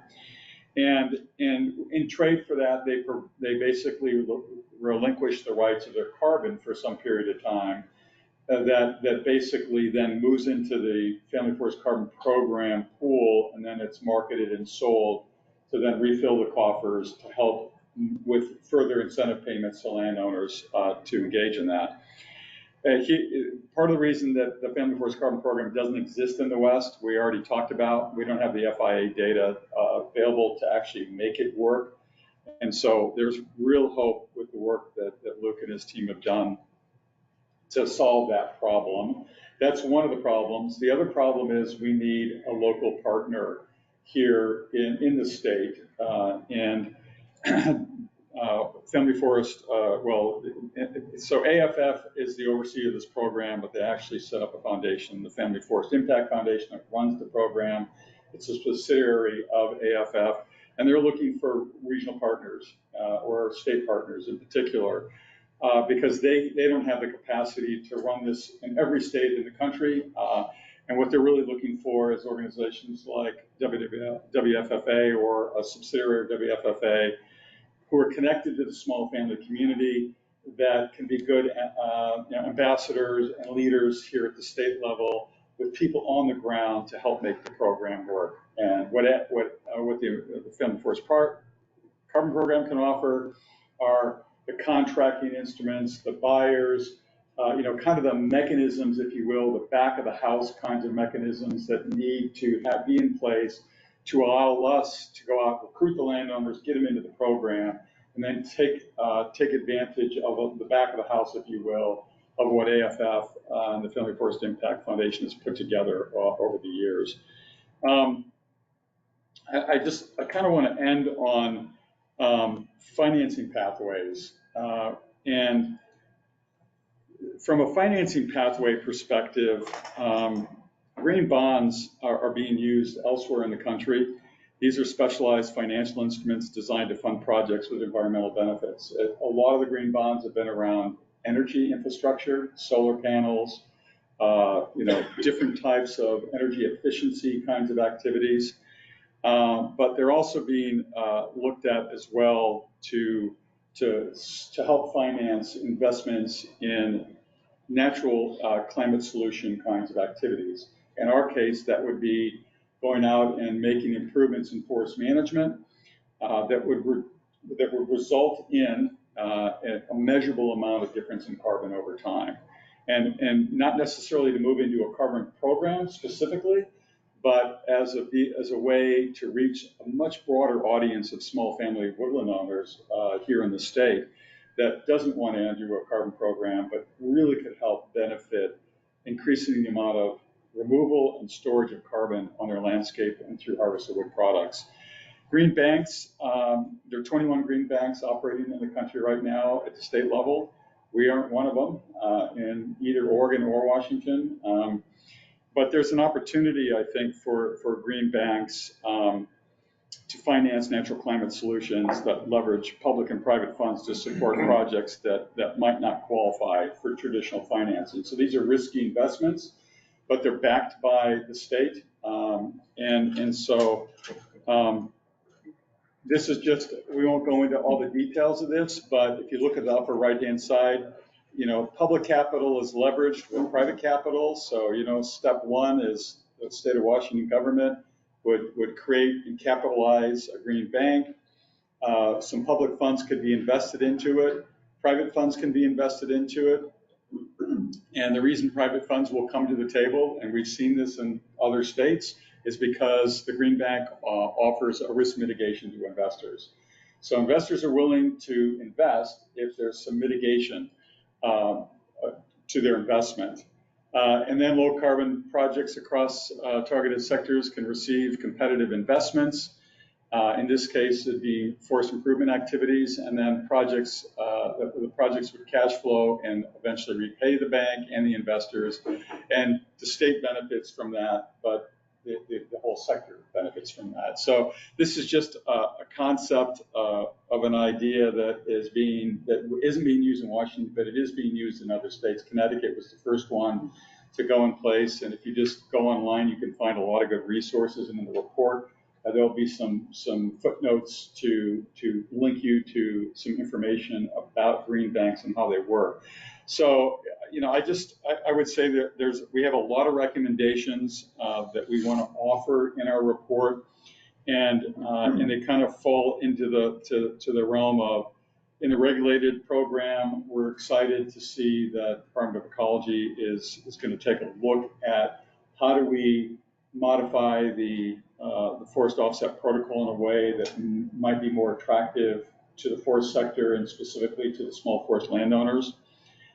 In the voluntary space, we need some funding to basically position a nonprofit here in the state to really operate the Family Forest Carbon Program. And from an incentives perspective, there's all sorts of financial tools that can be utilized. There can be loans, like SBA does, basically loan guarantees, bond guarantees, grants are another opportunity, and insurance instruments, for example, for buffer pools for carbon projects. So these are things that will be laid out. Clearly, there's a need for technical assistance. We know you've got a lot of technical assistance that you offer today, but when we look at the number of landowners, there's over, I don't know what the latest number is, 218,000 small family landowners in this state. How many are we really effectively reaching? And I think Guy will talk a bit about this. And then, we should look at financing pathways to help bring new money into both public and private money into this space for national working lands with a focus on forests, since we are in the evergreen state, for goodness sakes. We have a lot of green trees. We could have a lot more green trees that are healthier and more robust that can both remove and store carbon long term. So that's just a quick overview of kind of the pathways of how we envision ways to engage family landowners in a much more robust way than we have in the past. So that's what I got. So I'm happy to take some questions. Are there any federal financial opportunities? I mean, with the Inflation Reduction Act, all the money that's coming for climate mitigation. We wrote a big proposal to them. Seth, you wrote a big proposal to them. Did you got crickets? Or? So we were part of the Partnership for Climate Smart Commodities program. But that was before. That was funded by the infrastructure bill. The IRA funding, which we applied for, I think you did too, we got nothing. If you look, I think they had one program west of the Mississippi. Is that right? So I'm not really putting a lot of eggs in that basket. So, I mean, there are some dollars for implementing climate smart forestry practices through NRCS. The challenge, to be just direct, and you probably know more about this than anybody, but the challenge is I've used eQuip on my property. I'm pretty sophisticated about this stuff, more so than the average forest landowner, I would argue.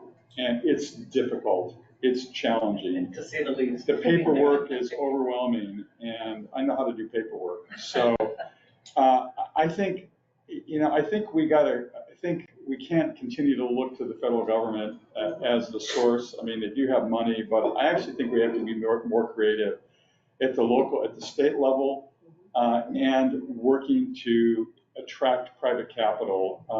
We have some huge corporations in this state that indicate that they're interested in natural and working lands. And I think we need to find mechanisms that can attract those private dollars coupled with state dollars in a way that can really help finance at a much larger scale the kind of activities that we need to do on the 270,000 acres of small, I don't know how many there are acres, I think it's about right. 2.9 million, 218,000. These guys ought to have this at the tip of the Can non-conversion count as a forest management practice?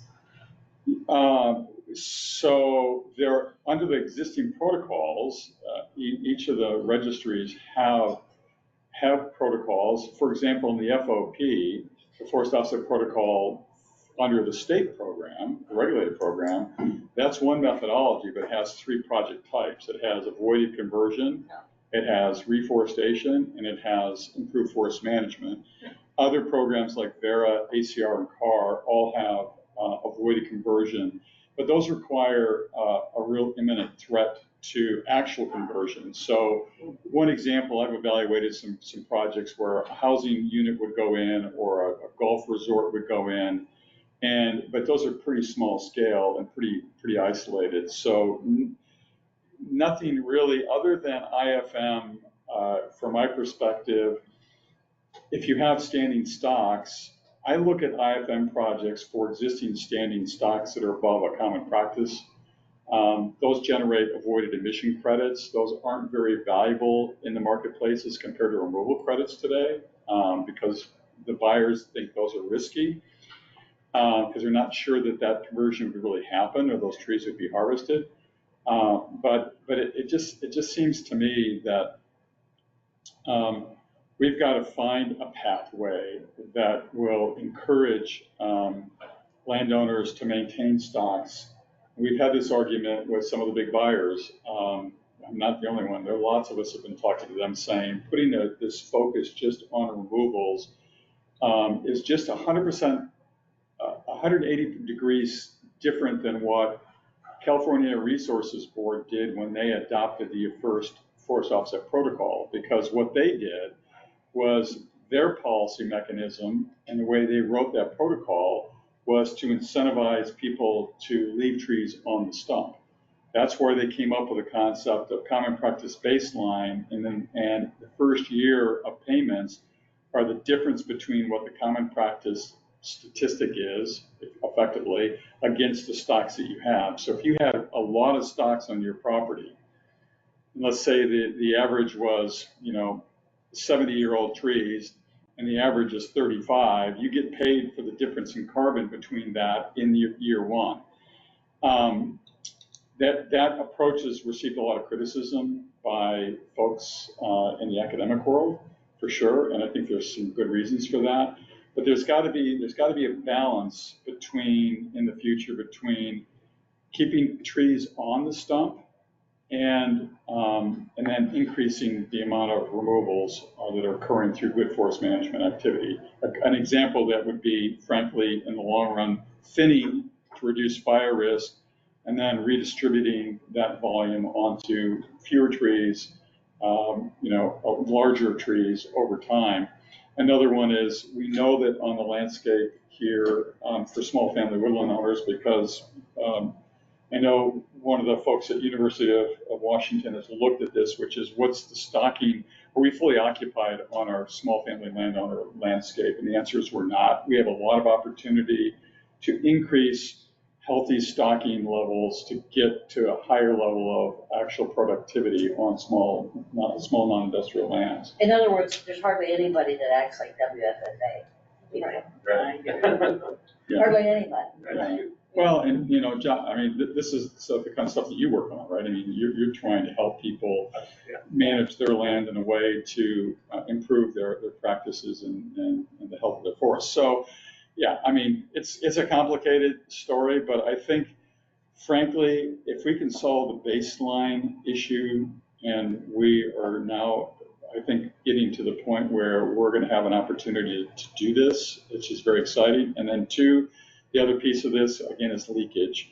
And leakage, basically, there's two kinds of leakage. There's market leakage and there's activity shifting leakage. And normally the methodology is just set our leakage rate. So ACR is 30%. Well, what is that made up of? In theory, it's made up of, it's really activity shifting leakage, not market leakage, it's market leakage, not activity shifting leakage. And the reason that is because activity shifting leakage is, I have 100 acres, I put 50 of it in a carbon project, and I slick off the other 50, right? I'm just shifting my activity to another portion of my land. The way the methodologies get around that is they require landowners to be third party certified to a sustainability standard. That would be tree farm, that would be SFI or FSC. Does that fully get to where we want to be there? Probably not, but it was a good starting place. And then the market leakage is, if I don't harvest on my property, but the mill's still operating down the road, it's going to get the wood from somewhere else. So we have to take into account, if we leave our trees standing and the mills are still going to operate, what's the effect of somebody harvesting in a greater amount to replace the timber that we otherwise didn't harvest? Ken? Yeah, so just lots of questions, but I'll try and be focused here, David. That was excellent. So let's just pause on this question for a second. We're so far behind, we think we're in front. Lunch just got delivered. Why don't we all get lunch and then have questions and conversation? Kind of a roundtable. So we're going to, are there some structured questions and conversation that needs to happen while we're eating, or should everybody take 5 minutes to chow down and then bring it back and allow folks online to maybe ask some questions or whatever? I think Con needs to say what he said to me in lunch line about what the needs of the family landowner are in the state. Yeah. I'm okay, even though I might be chewing on some food while I'm talking, which is what my mother's taught me not to do. I might do anyway. Not here. The question I asked David was, we're talking about money for funding. What's this money for? Why are we talking money? We have these incredibly wealthy companies that would like to invest in carbon credits. And then you have the forest landowners, which we represent, small forest landowners, the SFLOs. So the question I was posing for David is, do I understand this correctly?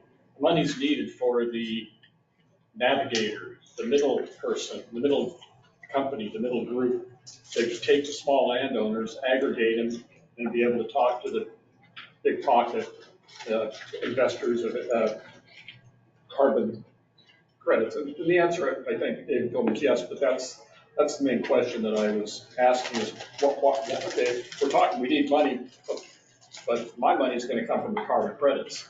The people who are investing in it is going to need this middle person to sort that out with the aggregation. So that was my question, David. Maybe you can elaborate on that. Yeah. For those that want to participate in the carbon program, that's the answer.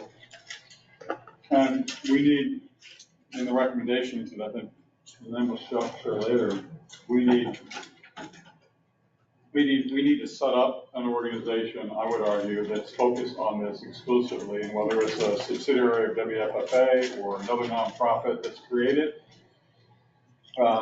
to be the hub, the navigator for landowners, and not just a static website or a static office, but a pool of people that we need to get out and create a presence on the landscape. And I would argue that, and I'm really interested in what he's going to say about his research, but I think it's matches, but it's like we have to meet people where they are, and many people don't even know about carbon projects or what the implications are, so we have to navigate them through the process of learning, understanding, and to action. And to be able to do that, we need to have people that are, we referred to it when I was with the organization called Woodlands Association, neighbor to neighbor, right? Neighbor to neighbor approach. Because they need a trusted agent, and Everybody's different. Everybody trusts other people, but the people that they most trust are those that are in a similar boat as them. People that own forest land, people that have been successful at doing what they're doing. And they're going to listen to those people much more so than somebody that they don't know or coming from some other place. So Like mentors. yeah, I think so. Yeah, mentors and it's like we need a spiritual guide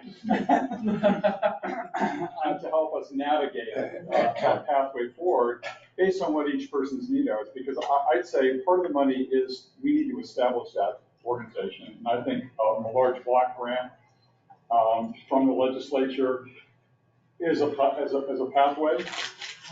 But I think the other piece of it is we also need money invested in activities for landowners that aren't interested in a carbon project per se to generate fungible carbon credits. There are a lot of landowners out there that I've talked to over the years, because I've been doing this for a while now. And it's just to get them in the door to say, look, implement this practice. It's good for carbon, but more importantly, it's good for long-term forest health and productivity and value to your property. And if we can get people moving in that direction, engaged in affirmative management actions that produce results, including carbon, it's a much higher likelihood that we'll be able to attract them into a more formal carbon program over time. And again, the last thing I would say, Ken, is that I look at the carbon offset market as a short-term phenomenon. I don't see the carbon market lasting 100 years into the future. And the reason is because... Even though they want to contract people for 130 years. Anyway, yeah, interesting. And the reason I say that is because once we get, to 2060 or 2050, and we haven't solved this problem, because we have a whole different set of issues in society to deal with, okay?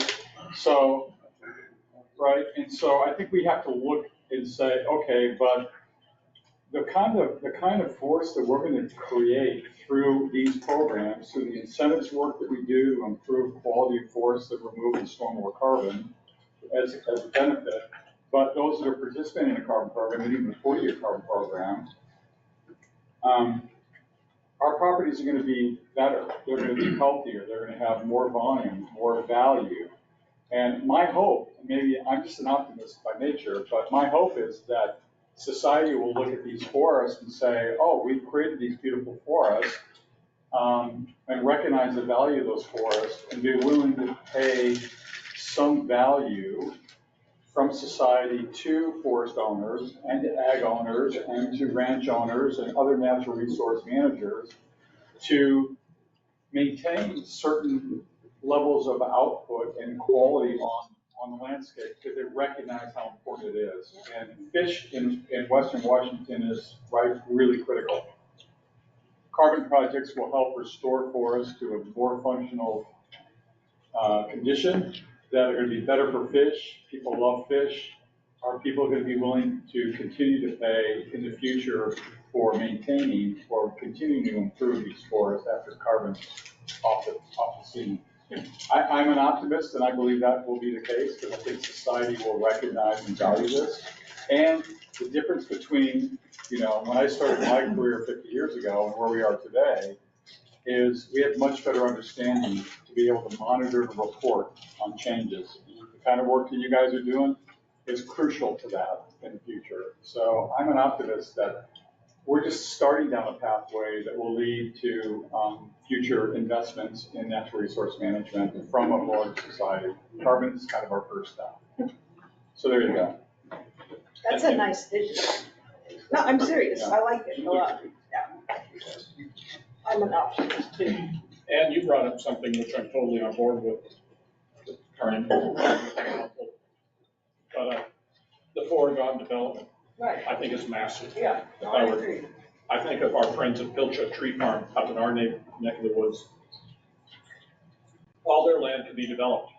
It's not, there's lands up in the hillside, you say, well, foregone development for something, 100 miles from the next house doesn't exist. But Pilchuck Tree Farm is 15,500 acres between Arlington and Mount Vernon. Low-lying land, it could all be developed, and they even have plans on paper.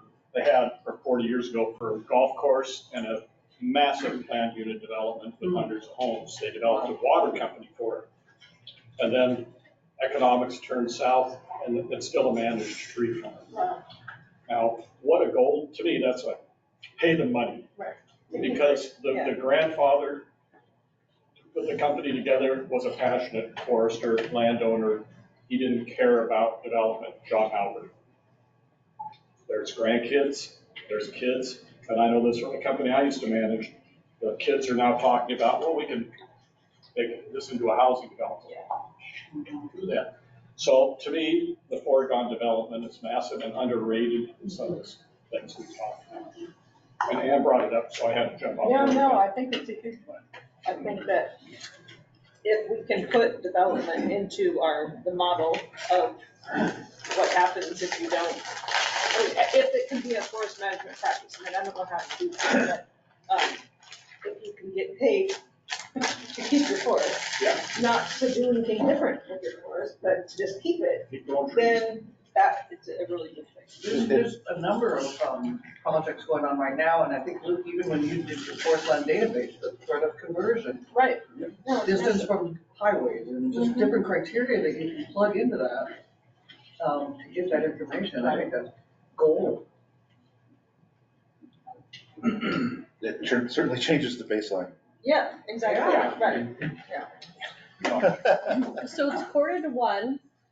We have at least another 40 minutes of talking. Well, it's good talk presentation. Right.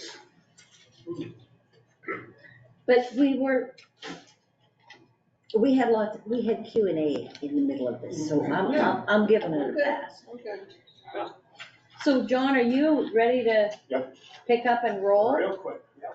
I mean, Yeah, I will. I'll get you up.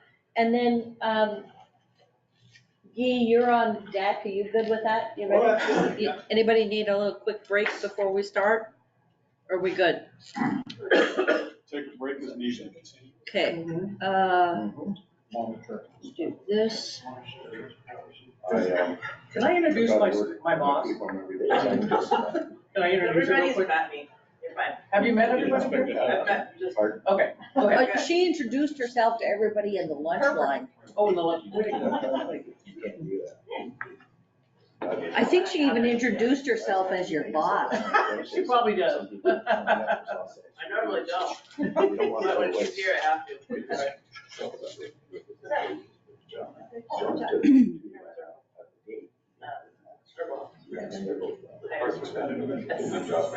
Right, yeah.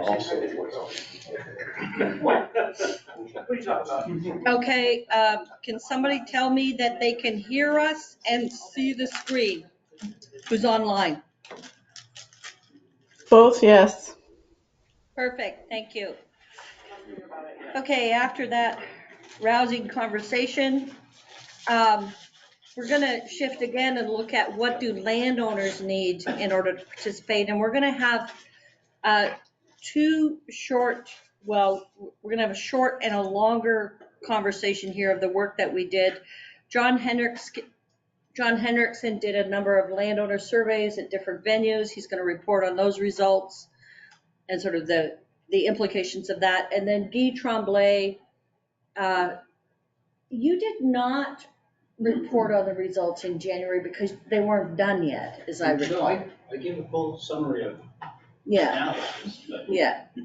And then Guy is gonna try to, I think, take it home or bring it home to the bank in terms of what is it that small landowners need. So we're gonna start with John, and I'll get out of the driver's seat here. Okay, yeah, so this survey we conducted last year at this time, and it was challenging to get the survey, and Guy was key in helping me get it organized. A quick section to find out who we're talking to, demographics, and then also some indicators so we could slice and dice the data like land size and location. We also asked them again what their overall management priorities are similar to the National Woodland Owner Survey, and that to see that they're interested in more than just what we're talking about with carbon here. And then we dove deep into asking them specific questions about what I call additionality pathways, practices that are beyond business as usual that create better carbon sequestration, afforestation, improved forest management, specifically the type that Family Forest Carbon Program talks about, and then extended rotation, legacy forest management for beyond a rotational program, and wildfire resilience as it applies to the east side. And let me just, before I go off that, just say that these questions were geared to assess the interest of landowners in participation and what their price point is. And the price points we offered them were based on what is either existing out there, the other set of programs, or what is reasonable. So we allowed them to self-select around what was comfortable to them. And what this survey did not do is it did not address barriers. And this is like a what-if experience. If this was available to you, would you be interested? He will get into the much more in-depth on how to engage landowners and the challenges there. So I'm just going to cruise by here to just show you that, small forest landowners are that one demographic group that have broad interests across the board. And keep that in mind in our thing so that carbon is always in the context of other management priorities. Real quickly, we did 2 groups. One was what I call the members, the joiners at the WFFA annual meeting. They're active landowners that are dues-paying members. And then the other group was educational events where they're engaged landowners or trying to be engaged. So both of these groups were active in their forest management, so they were capable of answering those questions. And we sliced and diced it a couple of ways. We aggregated the whole thing together, separated by west side, east side. And it's interesting how similar the results were with some notable predictable differences, especially west to east. And so the basic questions we asked, and they varied depending on the pathway: can you do this? Do you have land capable? Would you be willing to implement it if you were compensated? Would you need technical assistance? Speaking to what David brought up there, because I knew that was going to be the first barrier, one of the first barriers they'd run into. And then asking them a couple of questions about price, both to establish a project and in some cases to maintain it. And so here's the basic summary. We just took a few data points that were the most interesting, and it was interesting that willingness to participate was higher than I have land capable of doing this. I didn't expect that in the survey. People blew past, well, I don't have land doing this, but if you offered it, I would. And so consistently high rates and similar between west side and east side of willingness to participate. And then at the cost level, we did a weighted mean of, you gotta look at, I won't go into the details here, but it's interesting how landowners are basically willing to meet you halfway. Like 50% is where I expected it actually to be higher. Like, no, I want to be fully compensated. So this indicates that there's landowners really willing to go the distance. And the last point I'll make is that the FREP program that recently got increased to 90% goes to the high end of the compensation level. And it's almost like the cart before the horse. Here's the compensation. You don't even have to do anything for carbon sequestration. So that's my report on the summary. There's a whole lot more detail, and we got a lot more to go through. I want to hand it off to Guy. And I don't know if you want to just move right on. Sure. I'm glad to quickly. I can amplify. Would you define legacy forest management for us? Yeah, so legacy forest management is like the FREP situation, where it's land that you either choose not to or cannot put into a rotational harvest, which is more than 50% of the land mass of the state of Washington right away. So it's this huge resource that typically is not managed. And the point of this pathway is to manage it with a carbon focus in addition to its other priorities. And that's, to me, the lowest hanging fruit in this whole thing there. And FREP gets you the money there, but there's no program to enhance. To manage it. And that's what I think is the big next step. So there we go. Thank you. I'm going to stand if you don't mind. I think if I sit down, everybody will fall asleep right after lunch. And having been a professor for a long time, I know what the after lunch crowd is like. So if you need to stand up, move around, that's great. But I want to engage your imaginations for a moment using some science. What I've endeavored to do, we are talking about using a methodology not to look at today, but to look at the near future. And given the UW's team's long-range view of the future, I felt like I could only reach out 10 or 20 years into the future and grab the ideas that small forest landowners have about their experience on the land, but what's the future of this land in a very short time from now? And this technique, ethnographic futures research, came from a mentor of mine at Stanford University, an anthropologist who's used this with the UN all over the planet, as well as urban planning here in the Pacific Northwest. And the object really is to look at what are the fundamental driving forces that impact human motivation that changes patterns of behavior. And you all have quite aptly identified as incentives can change human behavior. That makes this a behavioral economics study. We really want to understand human behavior. How do we change that behavior to really change sort of the economy of what we're doing? The incentives are there in that economic sense. What we haven't really talked about a whole lot yet is the disincentives. And so there's a space here for us to talk about when you're looking at the future, what those disincentives will do to human motivation. In the sample that we looked at was that we're not necessarily WFFA people involved, except for a guinea pig who I tried out some questions on, who's not included in this study necessarily. But we worked with Ken Bevis from the Mattel Valley, and now a dear friend of mine. I really adore the guy. And we went through his lifetime data on, I think, 618 different small forest landowners across the state, and try to get a cross-section, a representation of the broadest sample I could find to see what they would have in common and how things would differ. You can see it's pretty evenly distributed across the state, and the upshot is it ends up being a pretty homogeneous group of folks. I worked very hard at actually get some gender balance in this situation, so it wasn't all white men. So we do have a very close gender balance in the number of interviews. There were 23. I'm used to doing hundreds of interviews, so scales of projects change, the nuance and the stories that come out of there. But what I'm going to share with you essentially is going to be the highlights that's super important for us to know, because it needs to inspire our next conversation about recommendations.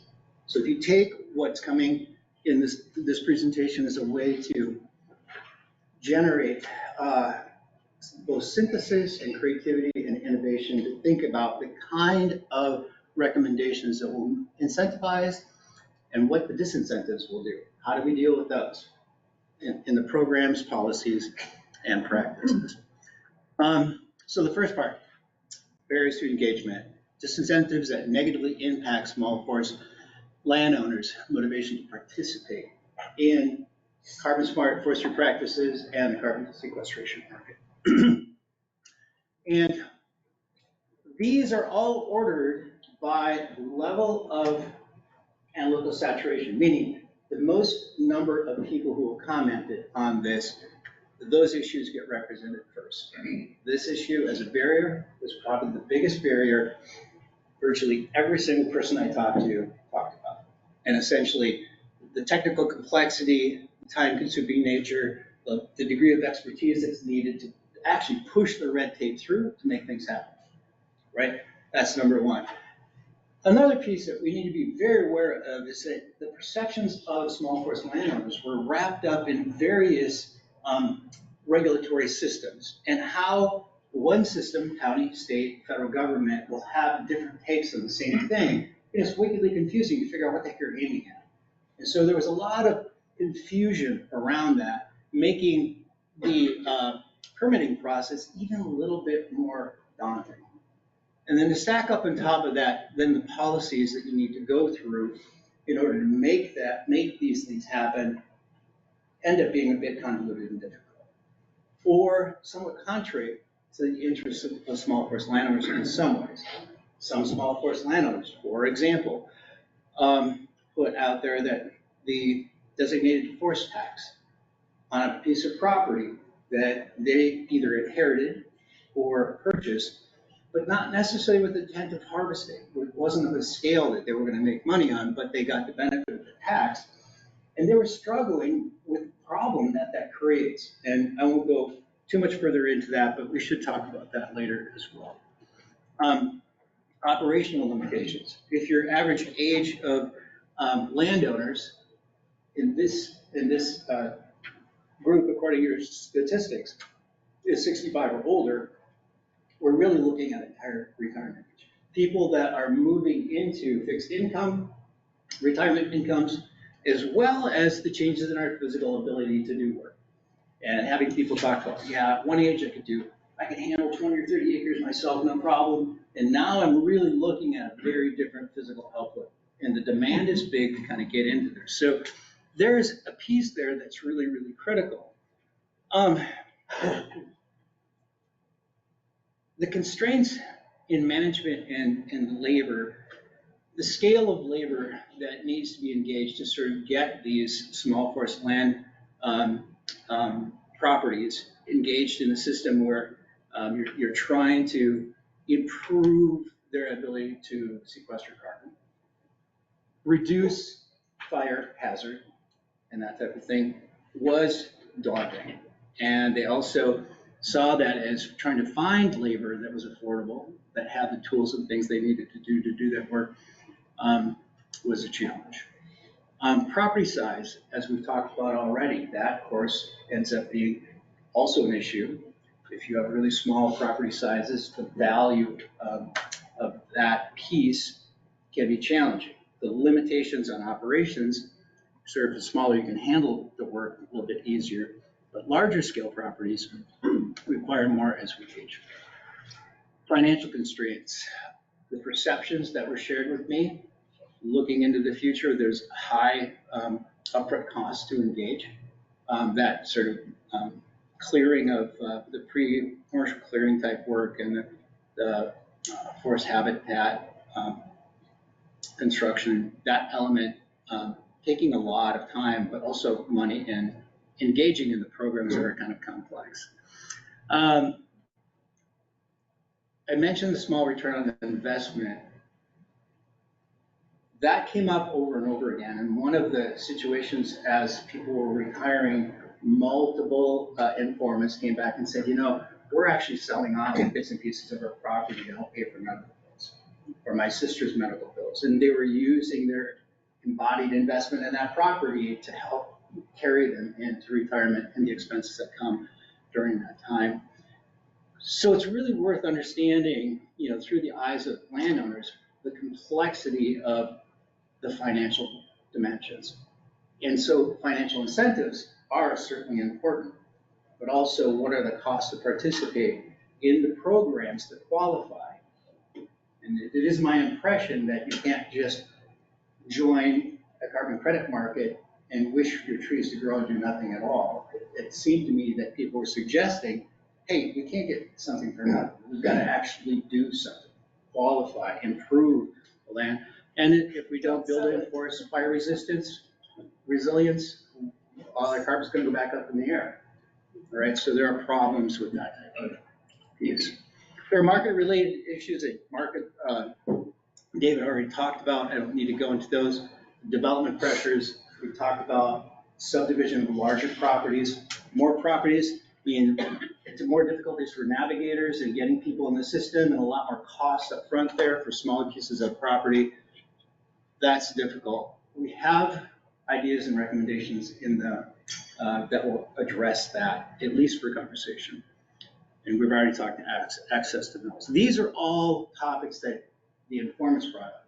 These are not topics that I took from this roundtable here in January. These were conversations that I had with folks. And we did talk about lack of expertise.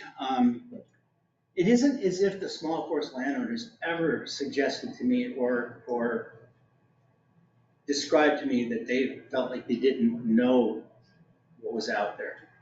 Just knowing what they needed in terms of the level of expertise they need to get into the various programs that are able to take advantage of to help develop a healthier forest. That's not a mistake. Really, really clear. And information and support access. I think in some regions of the state, especially people that were really far out there, they were very loosely coupled to any sort of association that was providing information. So when Ken would go out and visit, they really felt strongly about that relationship with Ken. When I talk to people, that first reference from the DNR and Ken's impression on them, he was their lifeline in a lot of ways to get them into the system. So if you take, that notion of who Ken is and what he did, and systematize that and turn that into a navigator with tools. No, we don't need a system. No. You can't do a system on Yeah. that, but maybe if you could explore it, Trust that me. would be good. Trust me, I was helping Ken develop a database so he could log his insights, because they're tremendously valuable. When you go through his notes, they were very, very valuable, and they helped me get to questions I think that are really important. But they also, that's a place where you can look for patterns, and you can access that information more effectively and track it over time and evaluate it if you need to. Environmental and ecological concerns, I don't think I need to talk about that slide in terms of saving time, but know that climate change, warming, impact on their forests, quality of life, fires, all pose threats. Driving forces in the future with small forest landowners were driven by the fear or uncertainty of that. And that's motivational. They want to engage, not just for dollars. And I want to make this very clear. The small forest landowners that I talk to, sure, if dollars were coming, that would be great. But I really want to help my forest be more healthy. I want better habitat. I want better fire resistance. I don't want to deal with invasive species without help. And that was really inspiring to me as a human being, as a citizen, and somebody who cares about these things. I was most impressed by how the balance between the financial incentive and the quality of life and quality of forest and health incentive was not out of balance. We're a bunch of altruists. What's that? We're a bunch of altruists. Well, that's your word, but I actually felt that through the words and how they were describing it to me. And I felt optimistic, like, wow, these people would do this for free. Now, and I don't mean to overstate that, right? But they often would say, okay, the money's one thing, but I need help here to protect this forest that we want for generations in the future. So that was great. Now we're going to switch to the incentive side. And the way I've kind of broke this up is to inspire you to think about three particular categories: policy, programs, and practices. And what would really truly incentivize small forest landowners to change their behavior, to move into this thing, to commit their land in a longer term situation. Regulatory simplification, back to that complexity and need for expertise, streamline the permitting process, digital platforms. We mentioned the navigator as a human being.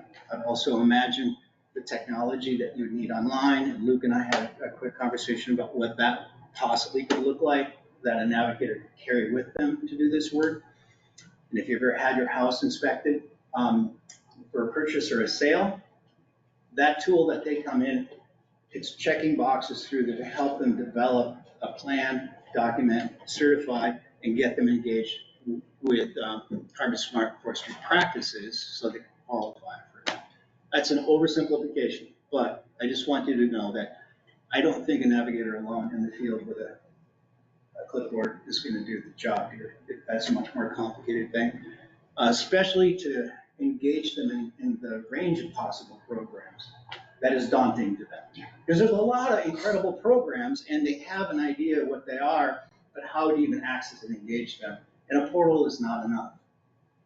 The human interaction and the guidance and the trust and the respect that somebody like Ken could bring in, he's ushered a lot of people into programs and they talk about it. Okay. Stable long-term policies. I think the landlord's been around for a while. They feel like the policies have been shifting under their feet, and that creates more uncertainty. And uncertainty creates a little bit of fear for the future, and that can be a disincentive, certainly. So alignment. This may be a little Pollyanna kind of side of things, but if you think you can align the federal government with the state and local regulations, that would be great, right? But the reality is that was their desire. These are not my words. I'm trying to channel small forest landowners that are not from WFFA out there in the space. We know about the financial set. We're going to talk about that later. I don't need to over-focus on that one. Some of the models that were being talked about with smaller properties, like how do you engage smaller properties in this effectively? Working hard to do if you got 5 or 10 or 15 or 20 acres, and the conversation around cooperation between neighbors, for example, and aggregating their lands into larger groups so they could participate and network together. Now, I was heartened to hear that. I wasn't necessarily expecting it. The USDA does have cooperative rural development grants that fit this model. That if you were trying to help rural economic development, I was sitting with the Secretary of the Interior last spring, and we had a very long conversation about the USDA and the dollars that are available there. And just because it doesn't have forestry marked on it doesn't necessarily mean it's not appropriate. And I spent a long time with the state director in Oregon of the USDA rural economic development and started going out to communities, looking at different possibilities to do things, not on this project, on a different one. Improved market leverage, regulatory oversight. One of the things on the policy side that I found really interesting is that there were a number, and not all of them, but it did rise to the top to say, hey, look, we've got this tax, this designated tax thing, and counties aren't getting anything out of it if we're not harvesting our trees. And the counties need to get something out of this. How do we rectify this problem on the local economy side of things? And that also could use some really careful thought. We're going to talk about that a little bit later. Yeah. So let's move into programs. So these programs are to help build pathways to engage them and incentivize folks. Education and technical assistance is critical. We've talked about that. What could that look like?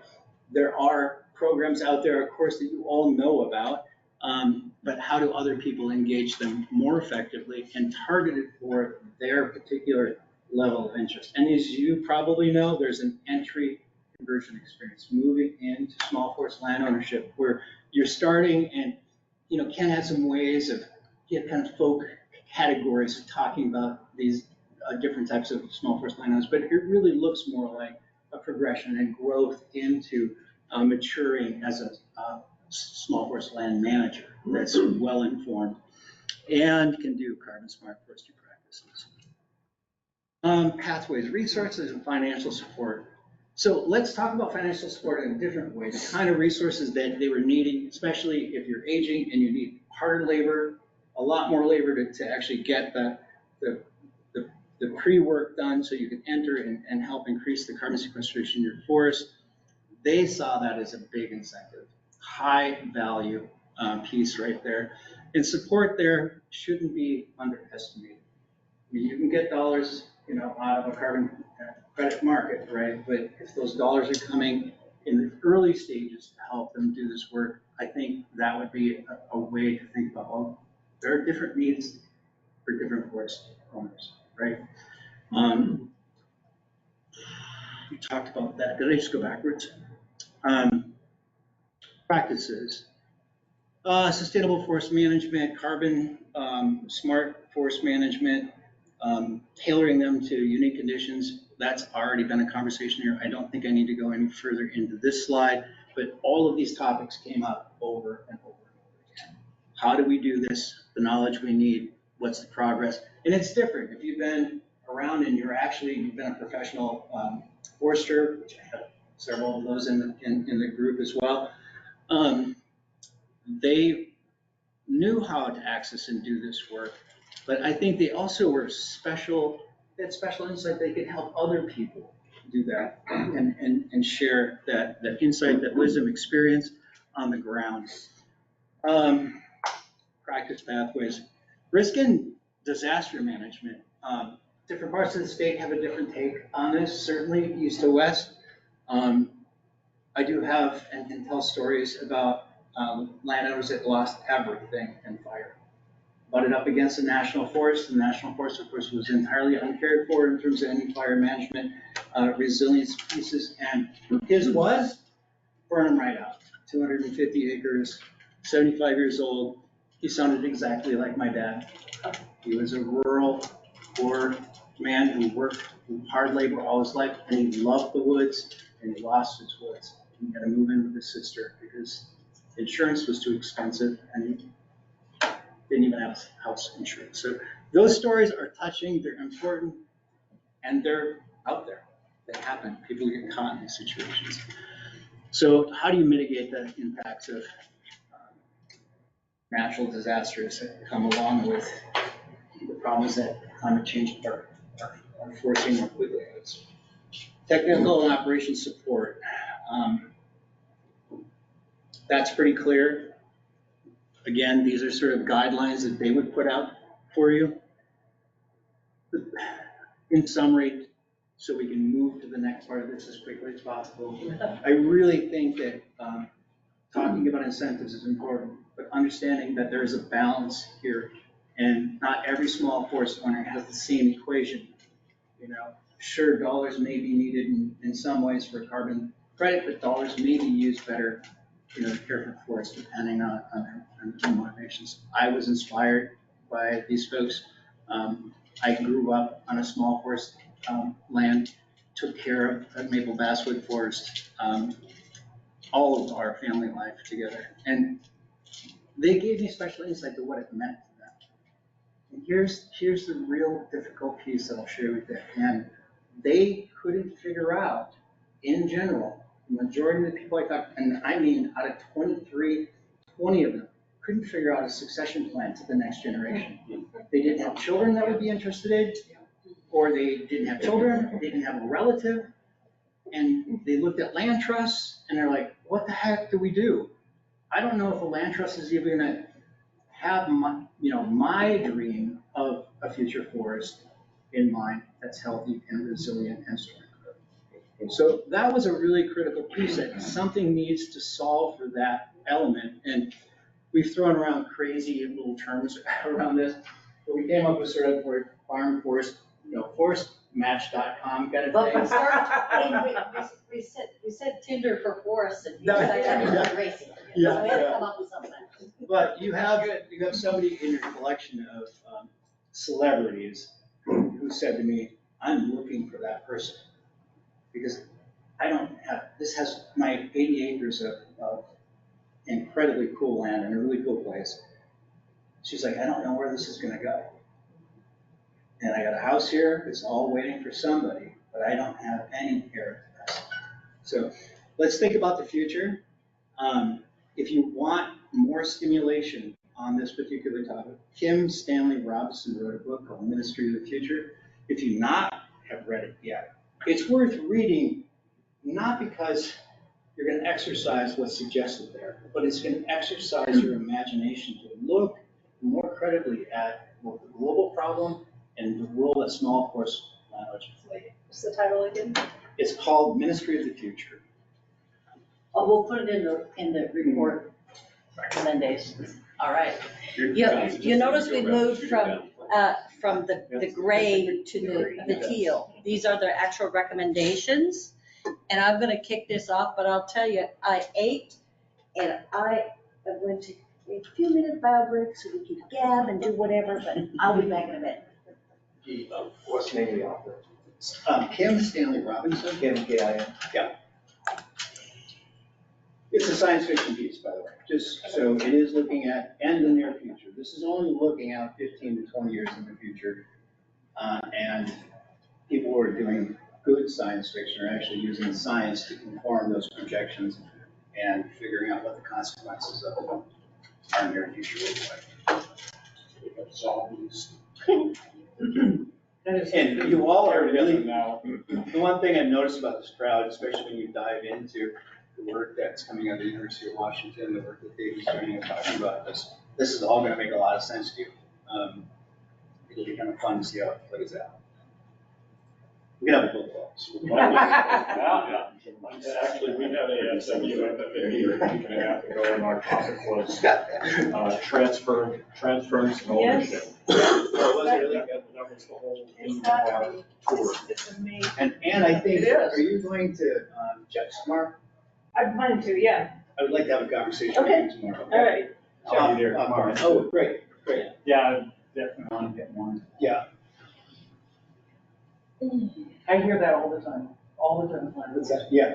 Right, no, and I know It's a Jeff huge- actually, so he interviewed a guy from the Maine, like the WPA group in Maine, and they have a land trust.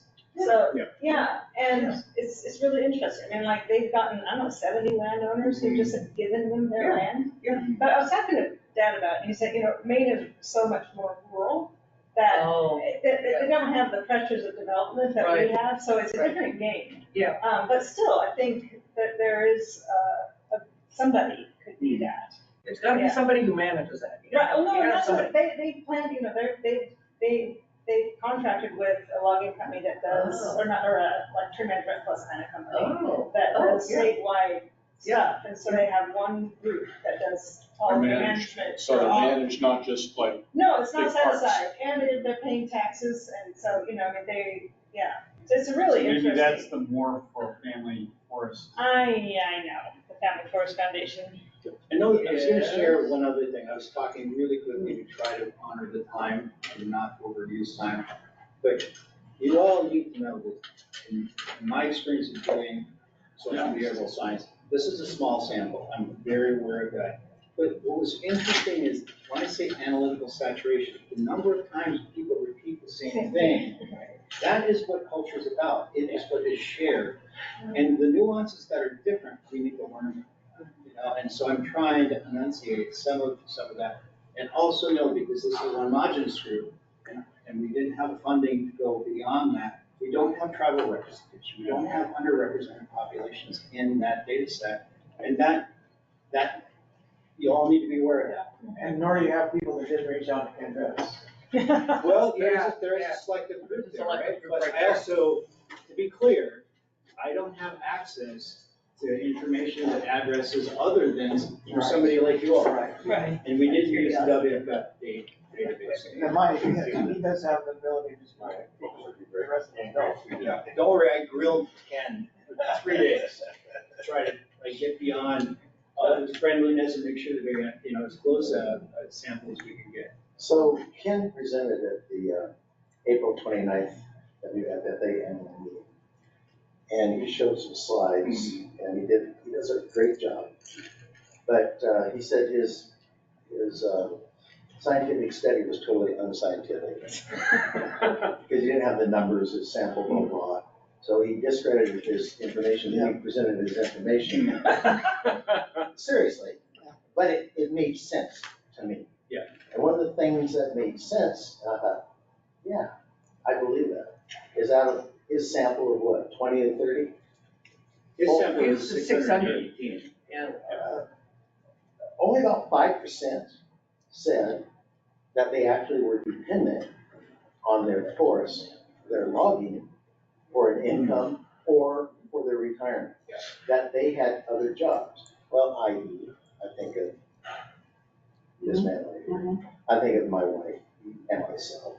I look around the room, you talk to school, Tom's working. I talked to people think from that's the pretty tech accurate. sector, I talked to NASA scientists, astrophysicists. I mean, the Yeah. range is out there. So Right. when you look at these statistics, I think it is important to keep in mind that the sampling, there's over 200,000 small forest landowners in the state. Correct me if I'm wrong. You're right. And there's 1,300 WFFA members. Yeah. So I just think we have to keep that in mind. Yeah, but he didn't sample from WFFA. Yeah, I know. I'm just sort of throwing that in there. Yeah. As we're looking at all this data, we just need to be cognizant, ever vigilant of how much credence, credibility. Yeah, we don't overdo Do these statistics really have? I guess that's my point. I'm gonna honor that because that's what I was trying to say. I humbly present this to you because I'm not used to working in this small of sample set.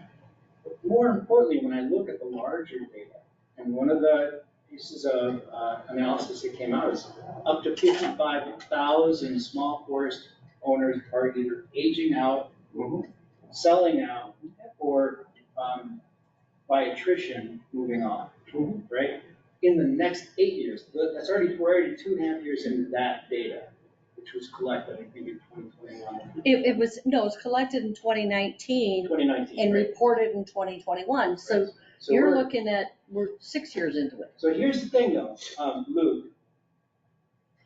When I looked at that grouping, what's the next wave look like? So this is the first wave. The next age group wave, I have a hunch is actually bigger. Not a hunch, actually, I think I'm estimating that I think that next wave is bigger. So in the next couple of years after that sample moves out, the next wave comes in. The scale of transition that's going on with those properties is enormous. So if there isn't a succession plan, and those properties are gonna be sold, subdivided, or left to the bank, I don't know. Well, I mean, Luke's data was based on, and Luke and Sergey did that analysis, was based up to 2019, and then after that, what did we have? Well, we had COVID. What happened in COVID? Everybody moved out of the city. So we already don't know where we are relative to 2019.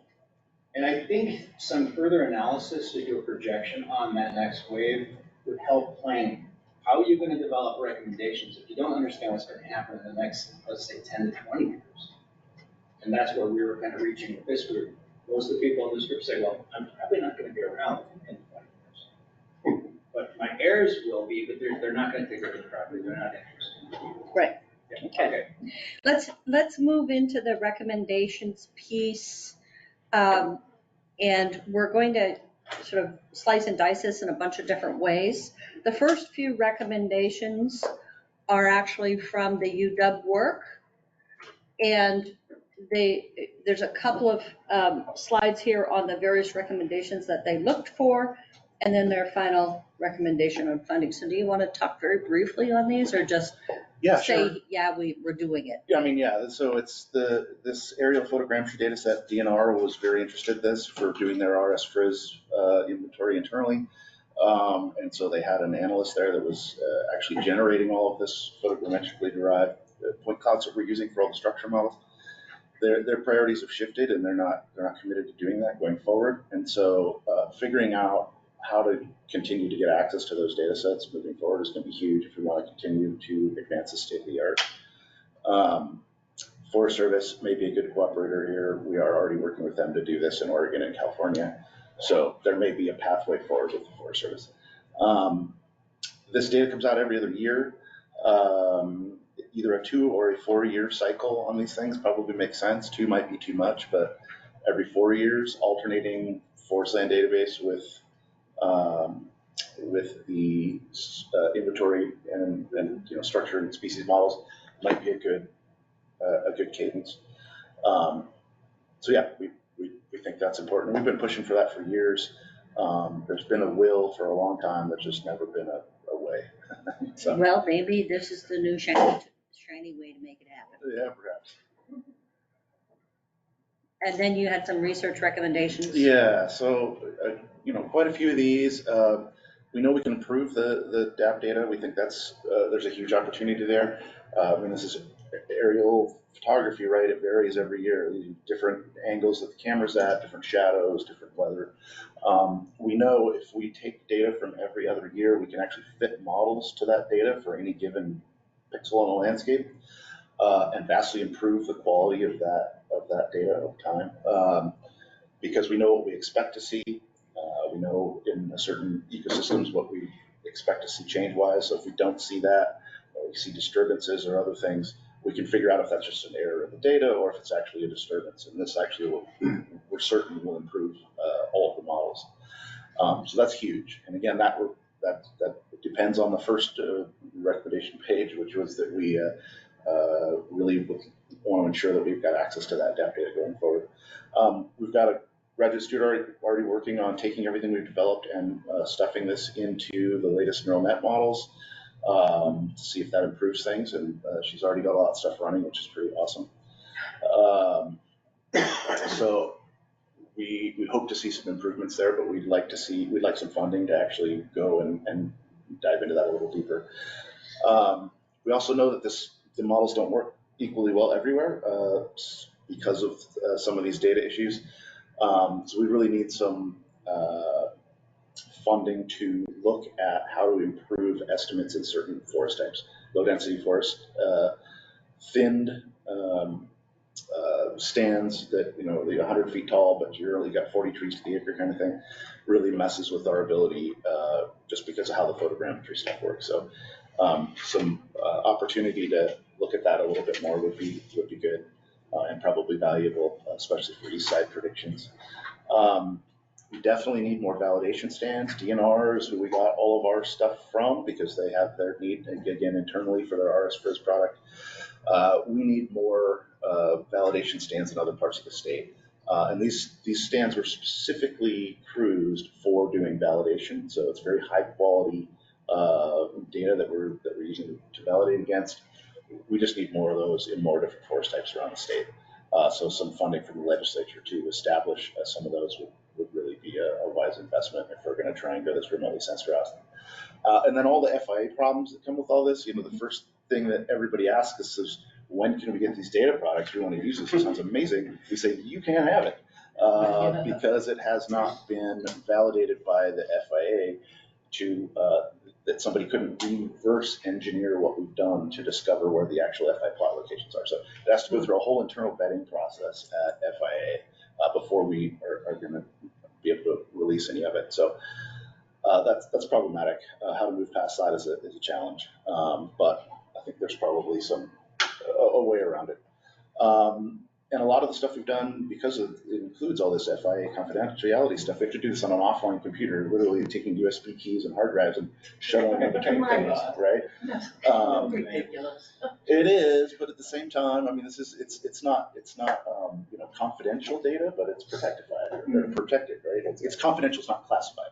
So there are requirements at the federal level, and you have to do your due diligence and yeah, you don't want to screw that up. We didn't pay them enough money for them to go to prison.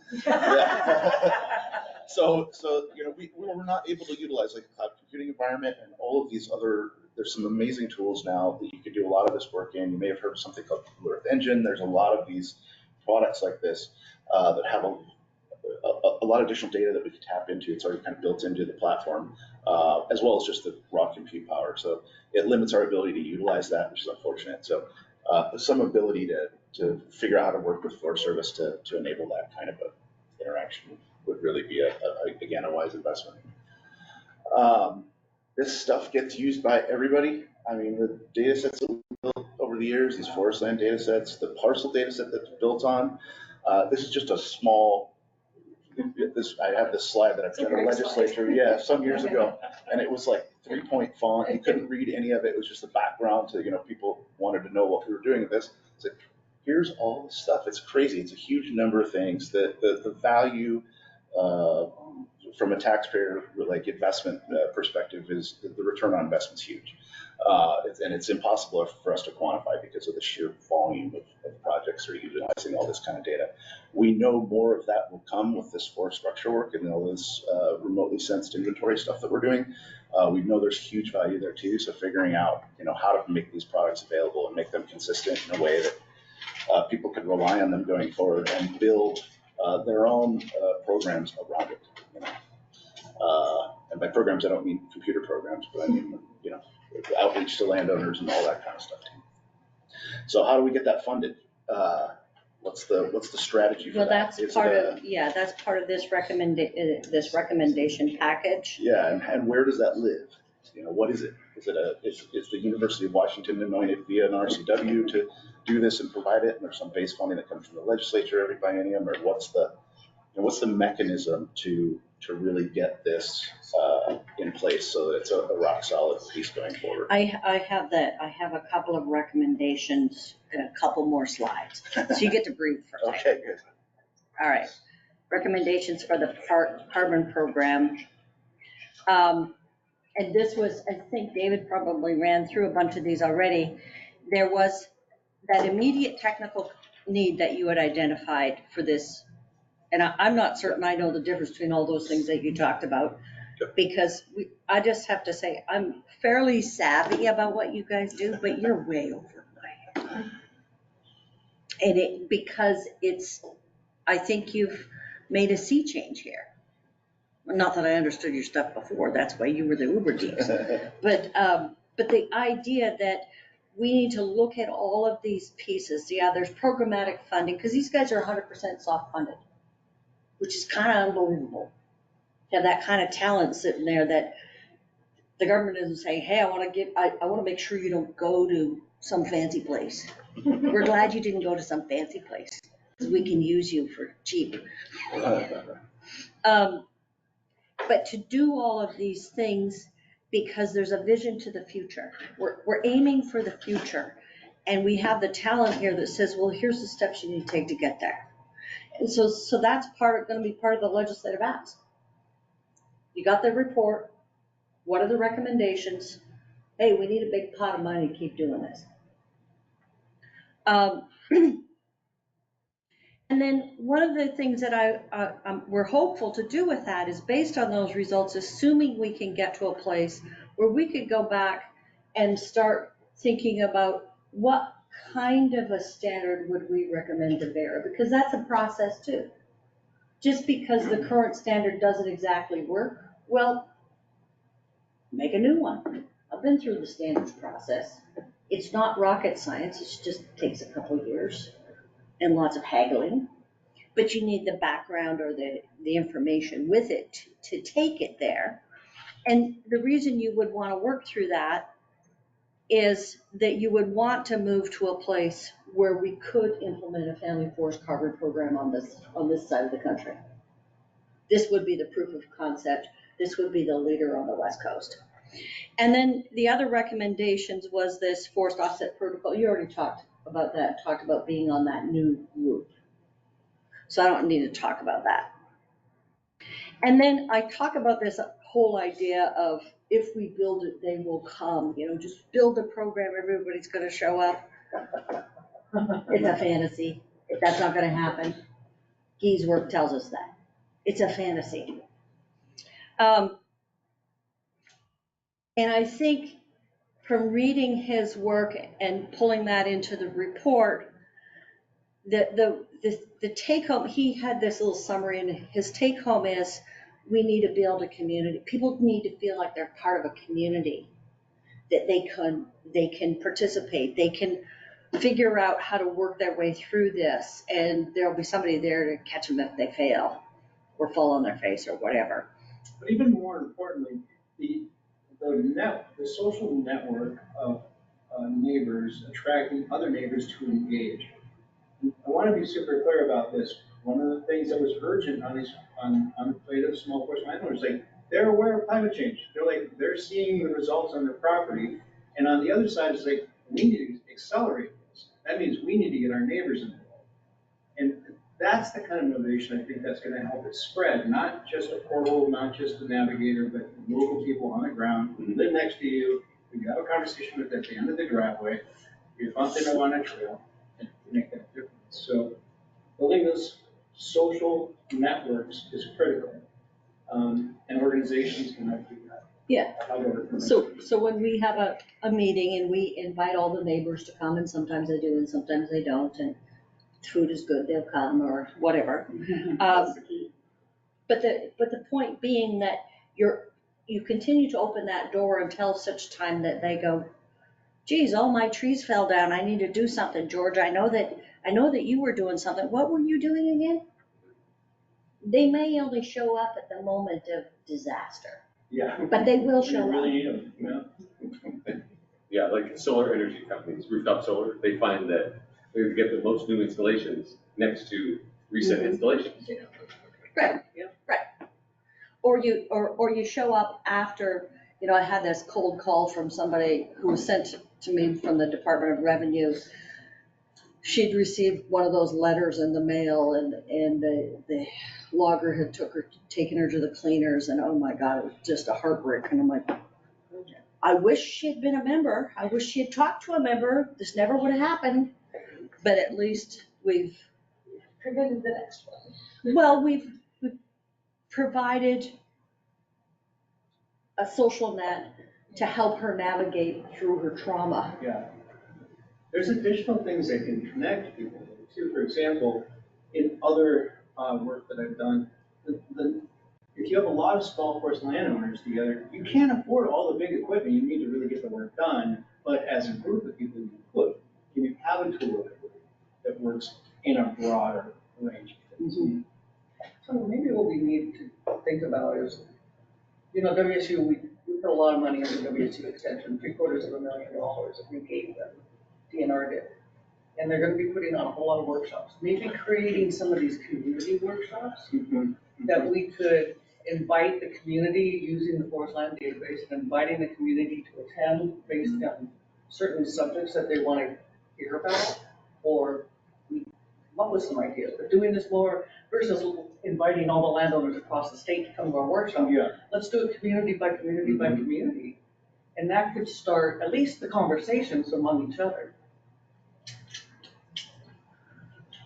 So there was the idea of we need to establish some sort of a programmatic system to deal with all of that science.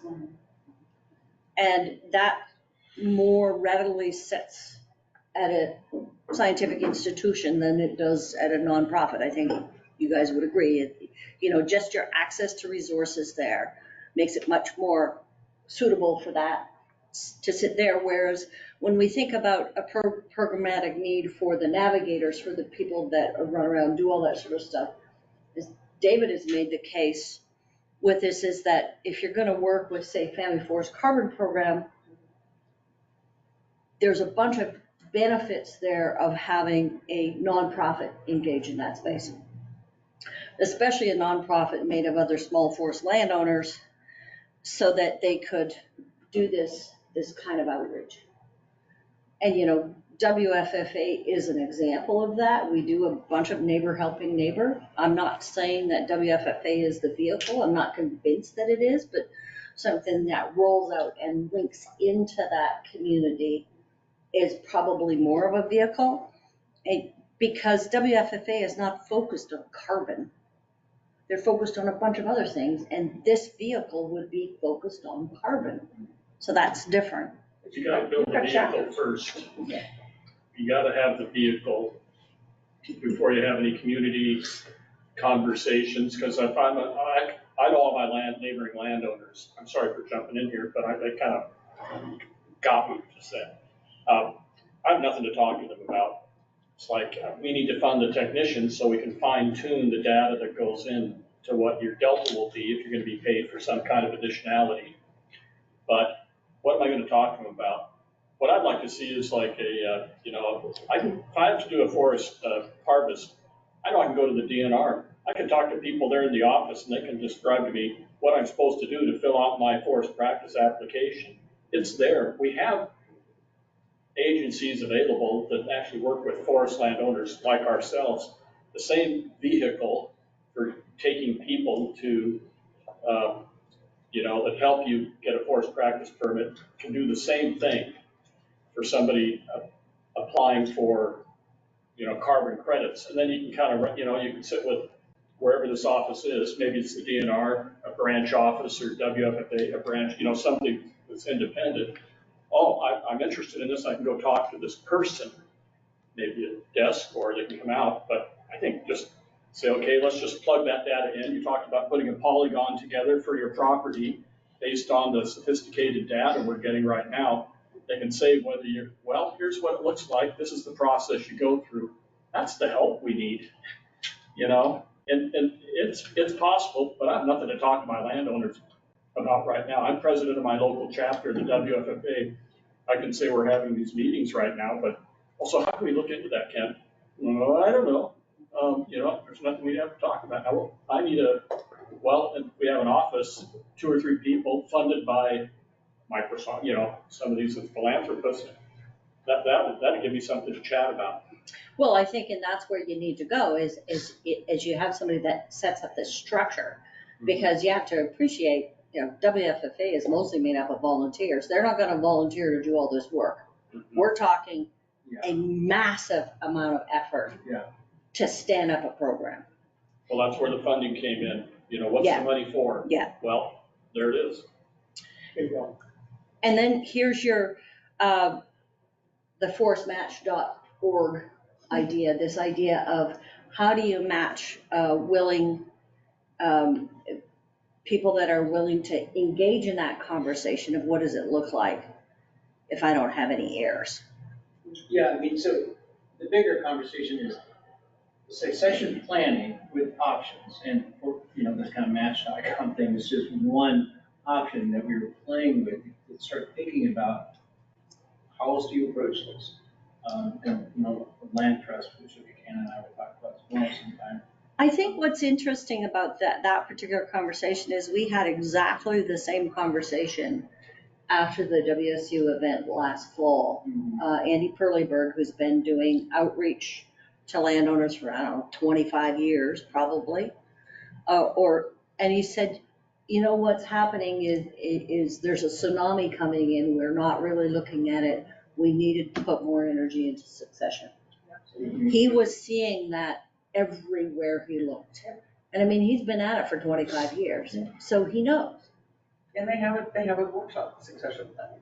They need to promote more.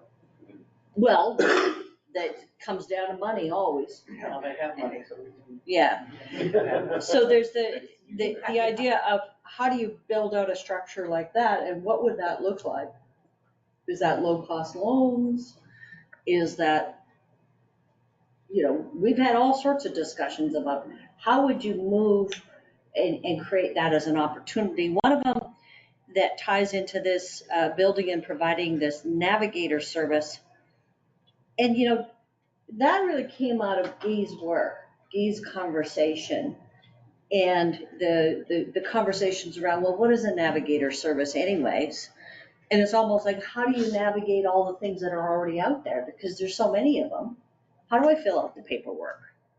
Some of the elements we talk about is the peer-to-peer, and then this sort of a conduit, the conduit issue, because this idea of paperwork being so alarming that even you don't want to do it, then maybe you have to pay somebody that can do that for landowners. What does that look like?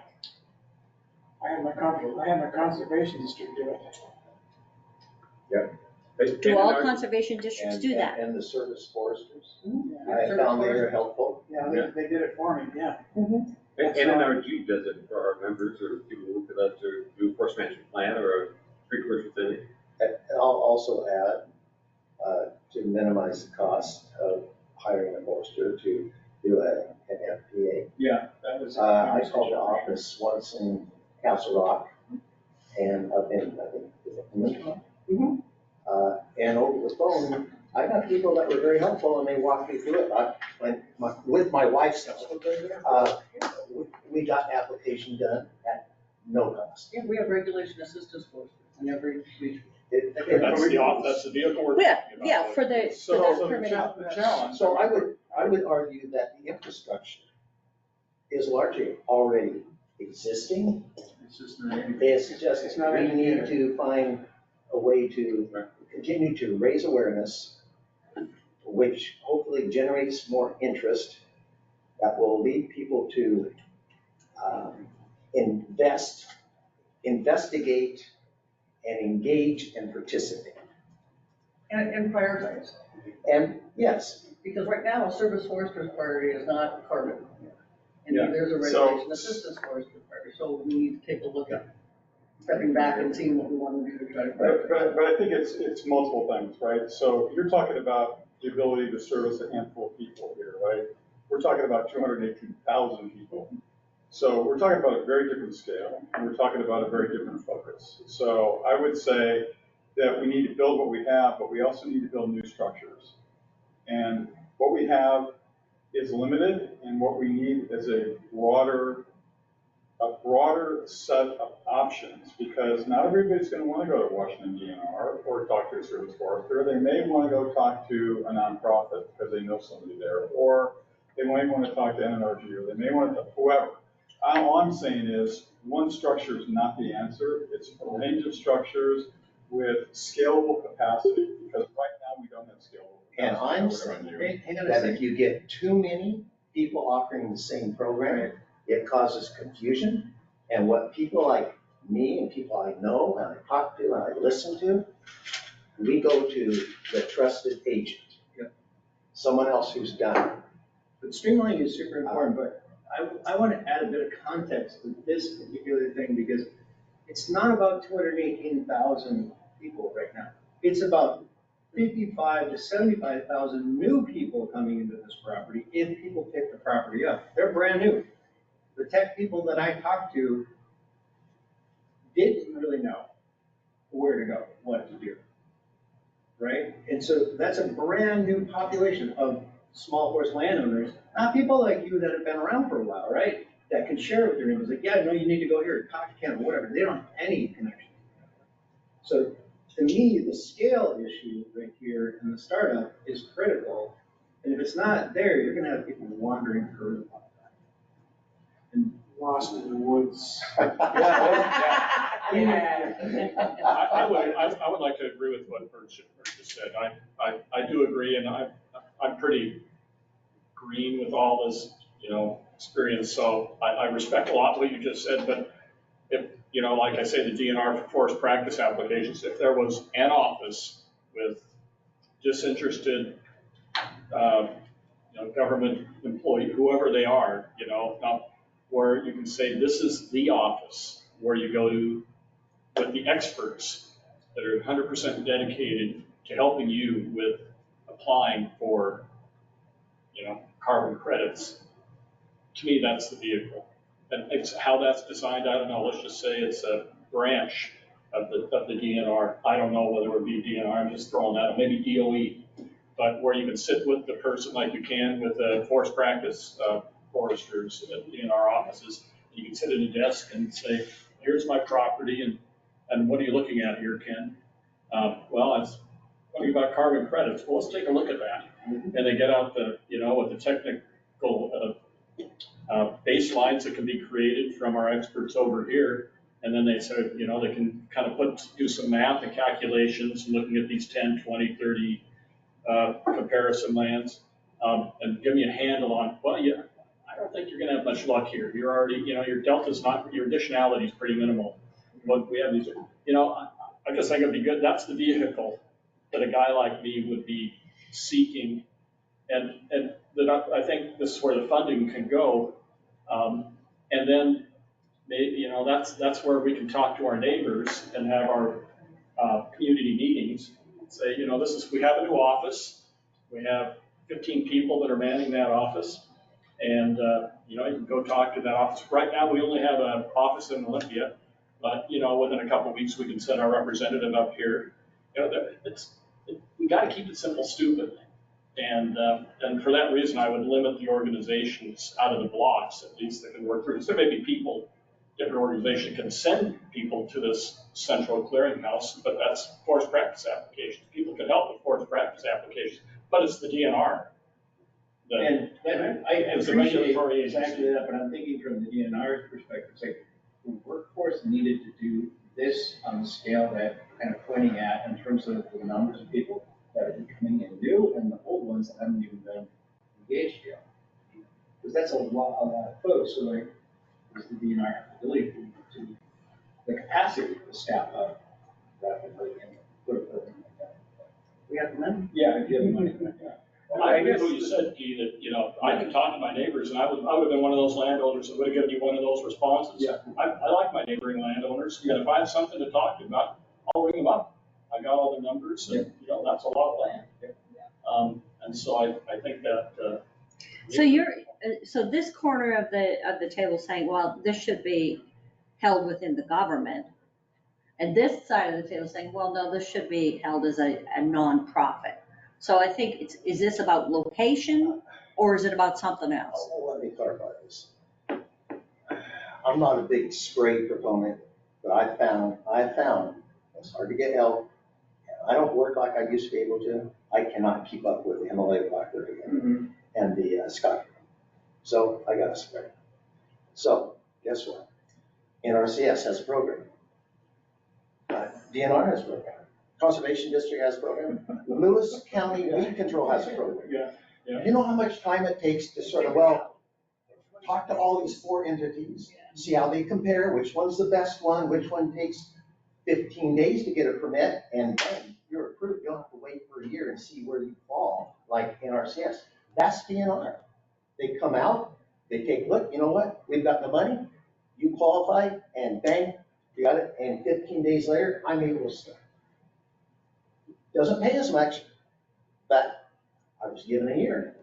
And you need an extension, you know what, we can extend it. To go through 4 entities, and we're gonna add a 5th or a 6th, and you start thinking, where do you even begin?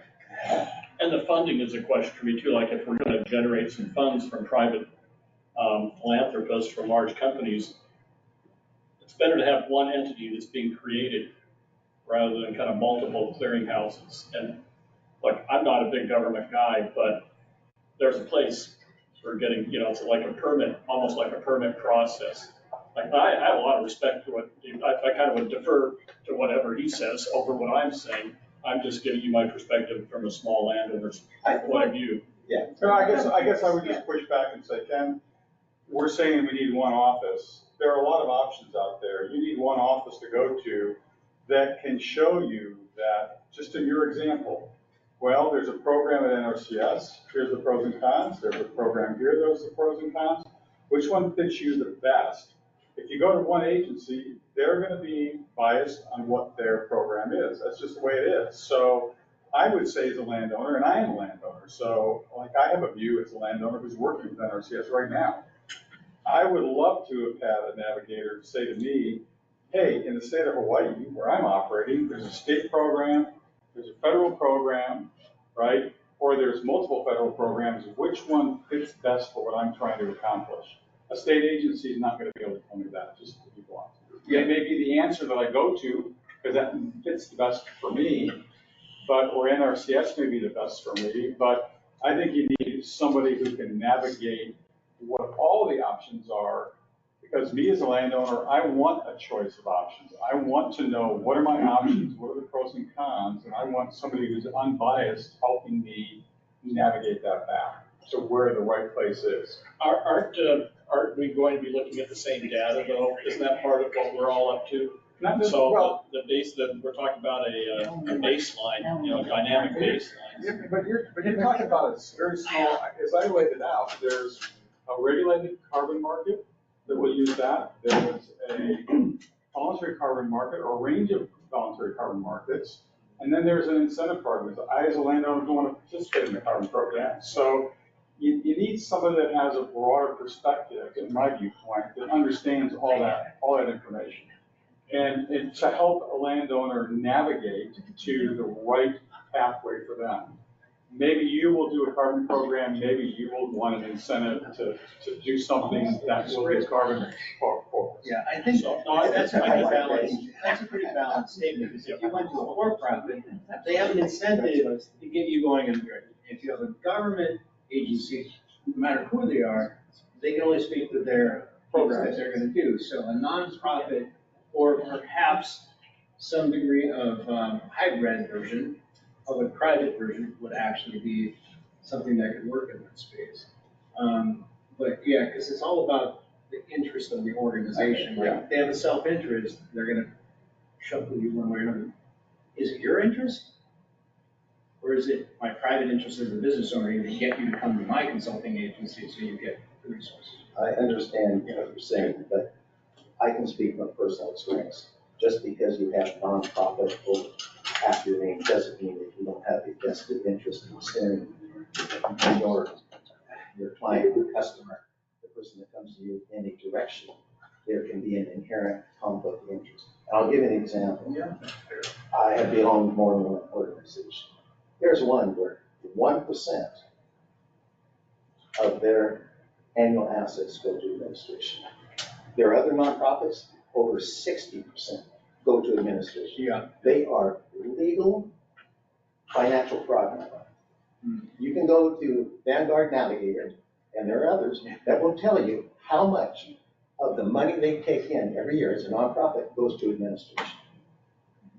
So, buyer beware, regardless of whether it's a nonprofit. That's not a fair, or that's a not- government. That's not a fair example though, because in tree farm program, most of our funding goes to pay half-time for one administrator. But Right. we're a volunteer organization that is outside of the funding that does a lot more work than that.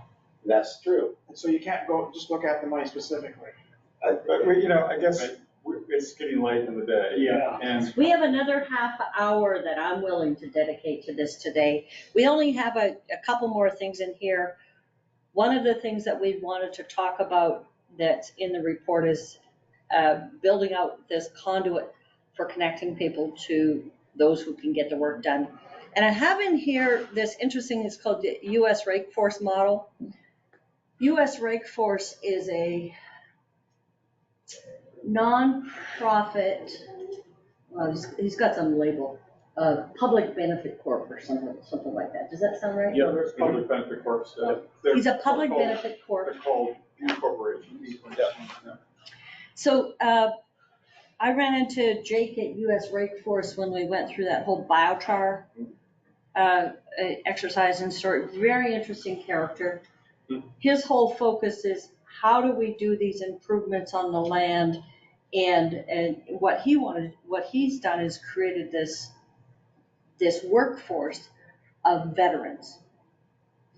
And he wants to build that out and replicate that model. And the whole idea is, you need people to go out there and do the work, the hard work of pre-commercial thinning. And, you got it's a step below what NNRG is doing with their fancy machine, right?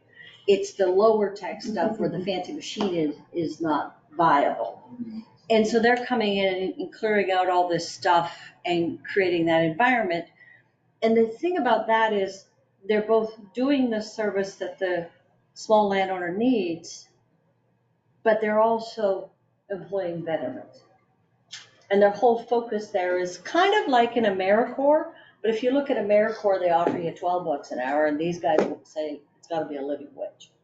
And there are other models there. The AmeriCorps, actually, once I left Olympia, I went and worked with the federal government and established an AmeriCorps. 30-year anniversary this year, the Biden administration launched a climate fund. And that is a large number, tens of thousands of new young people moving to space. The reason why I bring this up is we need the next generation of small forest landowners coming from somewhere. And I don't know where that's going to come from. If they're going into virtual reality and never showing up again, they're not going to be in the force. So opportunities for young people to engage is critical. They can do hard work. The AmeriCorps has a conservation corps element that's been involved for 30 years doing that work. I've evaluated them for. They need to get paid. They need to pay their people more money. They need to pay them more, and their college benefit really sucks, to be honest, because they do get a college benefit out of it. At the cost of my daughter's in college, it's stupid how small it is. Yeah, no, I looked at those numbers. I'm like, in this state, you could go work at McDonald's for more money than that. Oh, yeah. It ain't happening. Wow. It's ridiculous. But model concept, is there to play with. What you do with it is turning it into a program. Right. Yeah. And can I just offer the thought that, there are a lot of different segments of the forest, these 218,000 forest owners, right? We're sitting here among people who are really focused on forests, right? So the things that work for us are going to be totally different from the people for whom the fact they own forest is secondary to the fact that there's a cabin on the lake or, whatever. So these people, you have to meet people at their different spot. I mean, where they are. Yeah. Well, actually, I was listening to what you had to say. So the navigator, they're kind of bringing me on board with the navigator to different programs.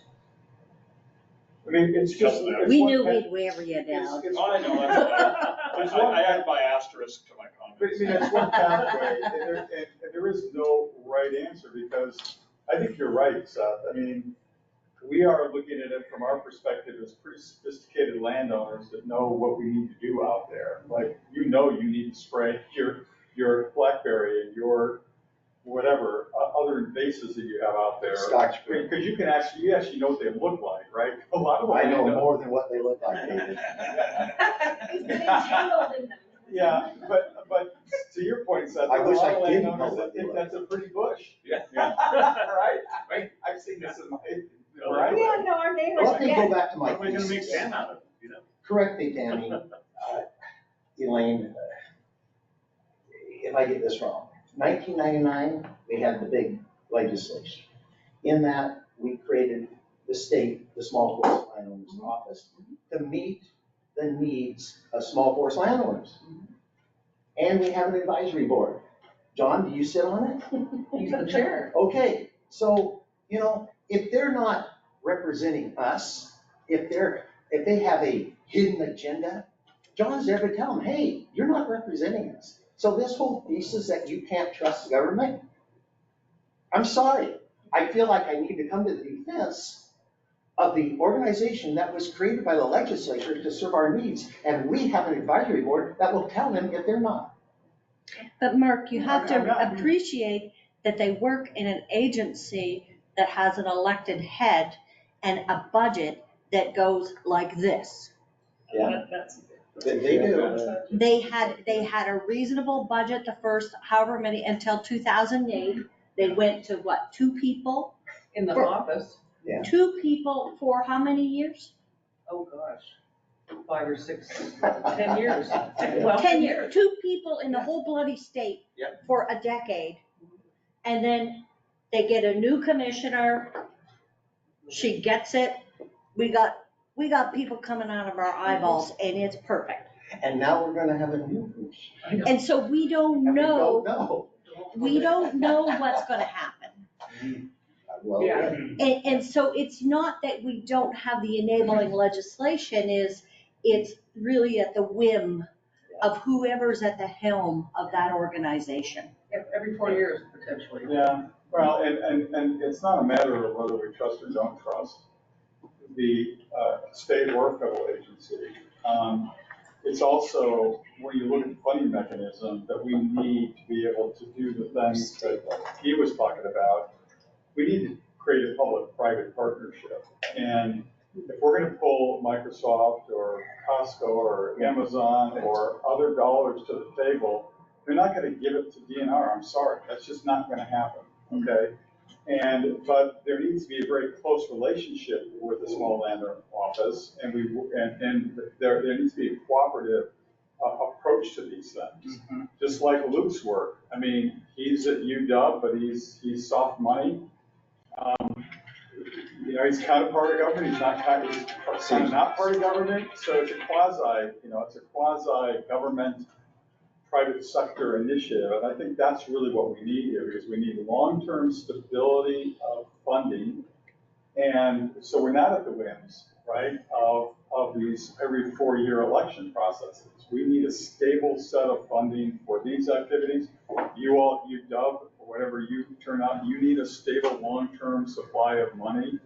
It's not at the whims of politicians. They're outside the control of you, your boss, and others. So, I mean, that's part of my argument as well. So, What happened, just one pushback on that a little bit, would be another country I operate on New Zealand.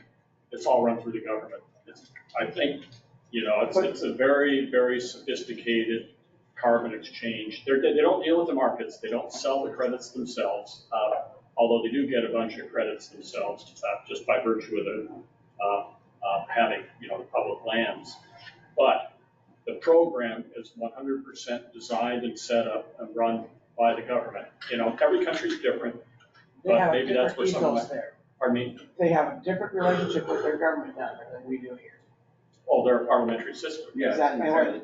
Well, I'm not saying this is. I would love to have that New Zealand program here. It's so much simpler to operate. Yeah. But we don't, and we're probably not going to. Well, maybe my final comment, and I don't even know where I'm at this, but I respect everything. It's keep it simple. Whatever you do, keep it simple, stupid. Because if you go in there and you have 25 choices, and you get so confused and you're a small landowner, it ain't gonna go anywhere. That's why you need a navigator. You need to navigate you, help you with decision points. Yeah, I agree. We kind of got off track. I had two other slides. This was the final funding mechanism that we're going to propose. Unless you guys get this report saying, we don't want that. We want all the money to go to DNR. But we have lots of reasons to say that that's not a good idea. And then there was another piece in here, and I think this is really important to talk about. And Luke sort of alluded to this as he ended his talk, is that, listen, if we just have a singular focus on carbon in the ecosystem, we're going to miss a whole bunch of things. Mm-hmm. Yes. If we have, we might even be throwing the baby out with the bathwater. We don't really know. We need to think about putting this in a broader context. We certainly need to prioritize and figure out how to prioritize forest retention. And the way that I think about this is, I sort of put a synopsis down below there, is that what this last 16 months or whatever has shown me is that we're now in a place where we don't necessarily have to rely on broad averages. We have some really specific information.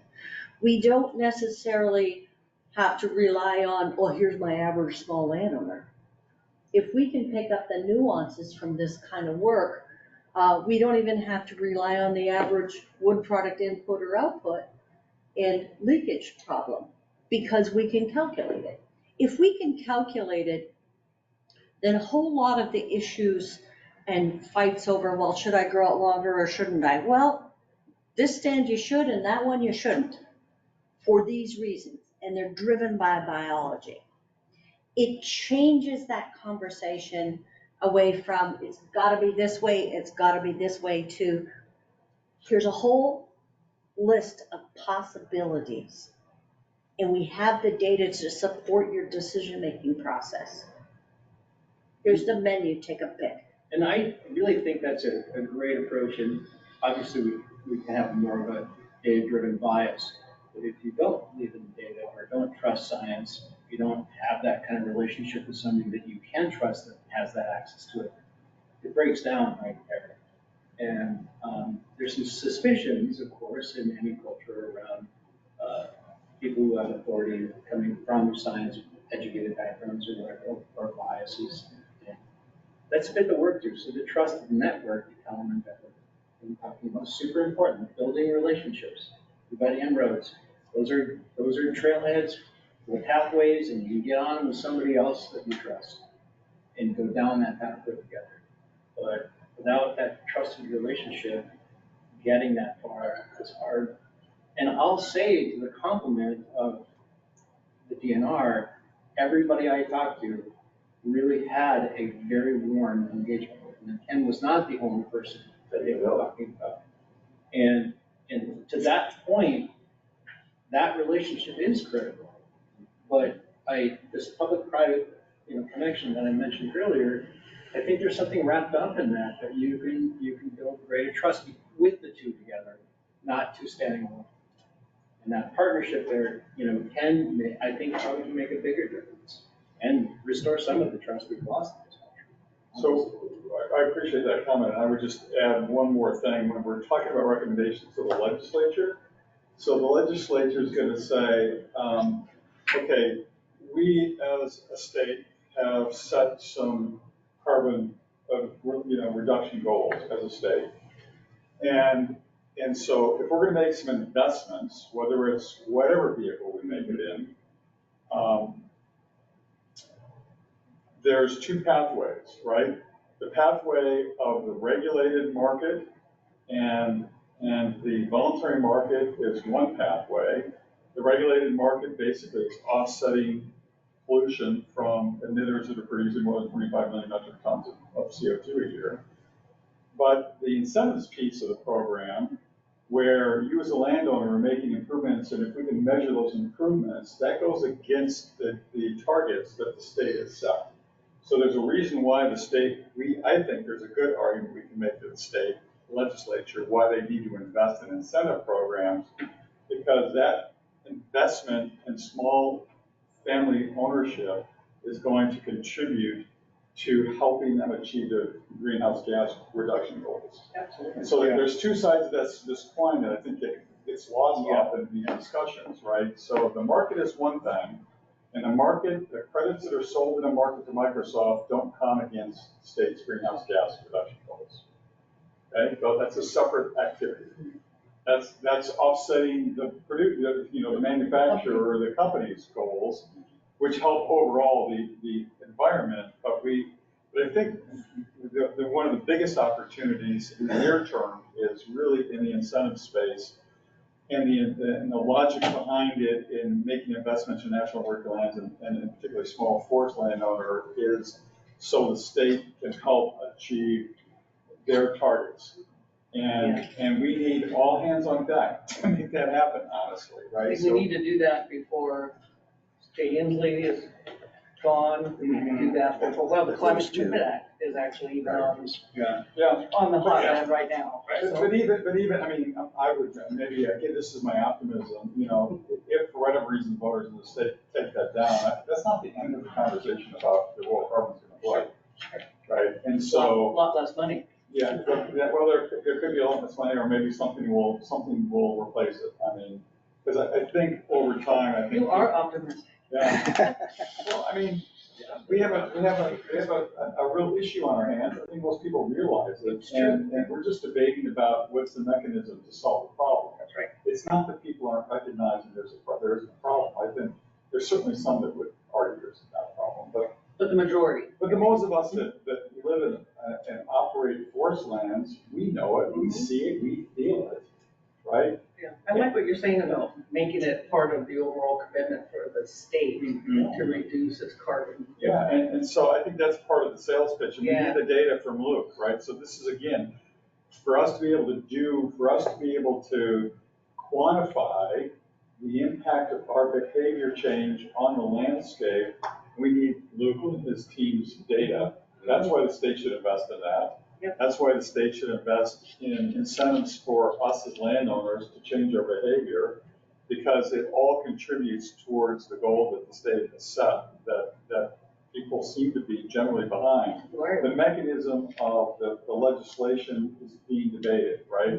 But the concept I don't think is that. I don't. You live here in Washington. I live in Oregon. I don't think we're all that much different, to be honest. I mean. So I think one of the things you're pointing at, though, is this dimension of accountability that's come up as a theme over and over again in the interviews. But I hear you all saying it, largely the mechanism that you created creates the ability to have accountability, but our recommendations need goals. Yes. They need goals communicated that are connected to those larger statewide initiatives that are pointing at we need to reduce greenhouse gases, and it needs to look like this. And you articulated it better than I did, so thank you. And you talk about the number of small forest landowners in Washington is a huge number. I mean, that would have a huge impact on meeting the state's commitments. We did that. We only have about 10 minutes here. I'd just like to say whatever proposal you come here, you got my thumbs up. I don't know if you got anything hard here, but I don't want to have 10 minutes roll away and not have, personally, I think that, we just need to, I want a big tent. I think that we have that, and I respect what everybody said. Well, I think I don't know if you're going to have a vote or whatever in supporting Luke and Jeff, or what you were going to do at the end of the session. I think I was going to, and I should have did this in the beginning, and was to just acknowledge that we could WFFA could have done this without all these wizards. I mean, look at the talent that we were able to bring to the table to answer the questions that needed to be answered. And that's remarkable. So the next step is taking this to the legislature? You're gonna take it to? Well, the next step is to finish the recommendations piece in the report, aggregate all that stuff, put it in some order that makes sense to somebody beyond me. Because what I write makes sense to me, but not necessarily everybody else. And I think we're all in that boat. but you guys all gave me your pieces, so now I gotta make sense of your pieces. And then that goes to you guys, has to go to you by the end of next week. So when you say you, it's like what? DNR. No, but Chinka, is that who the person is, or who's the person? Who's your client? It's a contracting officer, whoever. Karen. Karen? Okay. It goes to Karen and Chinka. Okay. So this is, I mean, I guess that's what I was wondering, is like, I'm saying, okay, I'm giving you a thumbs up, but is this the end of our? I've never seen it. What do I do now? Well, one of the things that they did ask about, and we have never really talked about, was should there be a recommendation to continue the group for a period of time? Yes, that needs to be there, I would say. What do you think? Well, I have a bunch of volunteers here. They may not want to be, you know. So I mean, if you ask my opinion is, this report is kind of a roadmap, and now we got to go do something, right? So we wrote the report, and now we've got to work with DNR, and we've got to work with the legislature and Department of Ecology, and we need to figure out how to get pieces of this funded and operationalized. To me, the report is just the roadmap that says, now the work starts, right? And so there needs to be some group that helps guide that to some degree, is my recommendation. Yeah, I think I'll jump in and tag on to that, because essentially where we're at, and having gone through this kind of process over and over again, to do the research and the development work that's been going on, the next phase is really the design work. It's designing both the campaign, the messaging, and that aspect, but it's also when you take the recommendations, put the goals together, then you have to start fleshing out a scenario, what the policy, what the program, what the practice actually looks like on the ground. What are the tools that need to be articulated clearly and somewhat precisely in order to keep moving forward? So this thing goes from more of an abstract conversation into more structural tools and elements that need to be put in place. We're not there yet. And that does take synthesis, it does take condensing and clarifying like that. But if we disassemble without moving in that direction, then it ain't gonna go anywhere. You know, there's no way to translate this into a next step. Another report on the shelf. Right? Yeah, well, I'm not interested in that, you know, and I didn't sign on for putting a report on myself. Well, I think to build on what he's saying, though, I think there's a tendency, right, having been in this process for a year and a half and like being really in the weeds with the four things from the different, in the charge from the legislature to focus on those questions. But I think it'd be important to frame it from a communication standpoint in the bigger context. Like, why do we want to make carbon programs accessible to landowners? What's the larger societal benefit that's going to result?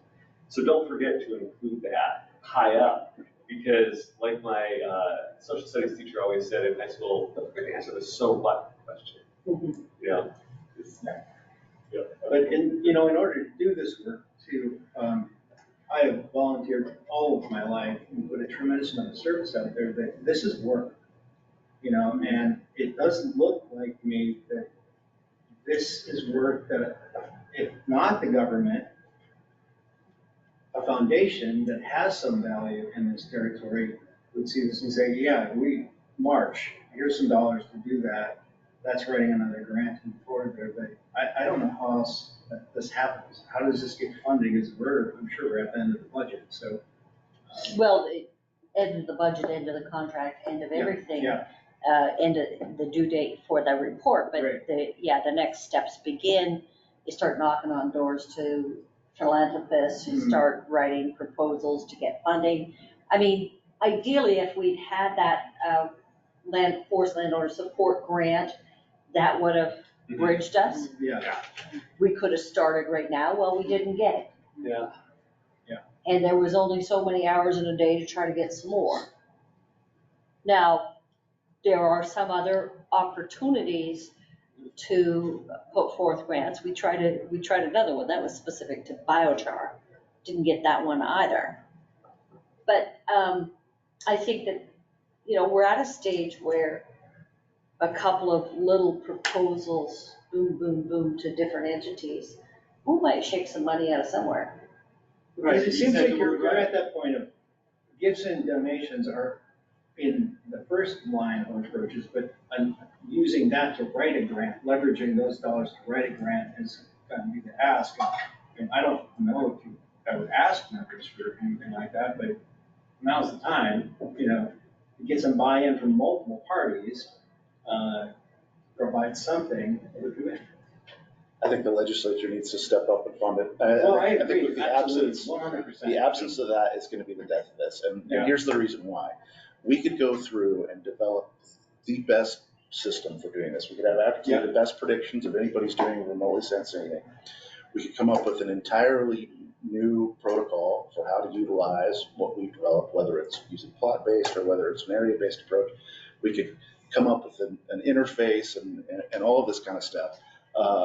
Unless it's been backed by the legislature, unless you have buy-in, there's no way that any of the protocol organizations are going to accept what we've done, right? So there's other groups that have tried to do this. They've submitted amendments to the VERA stuff. VERA folks have said, no, we're not going to do it, right? ACR would be another option, but they're doing this on their own internally, so they've got no incentive to sort of rubber stamp anybody else's process, right? Unless it's there. So there's, I think you have to have buy-in from the legislature. They have to see this and say, yes, we will implement this at the state level. We don't care if it's certified by any of these other bodies.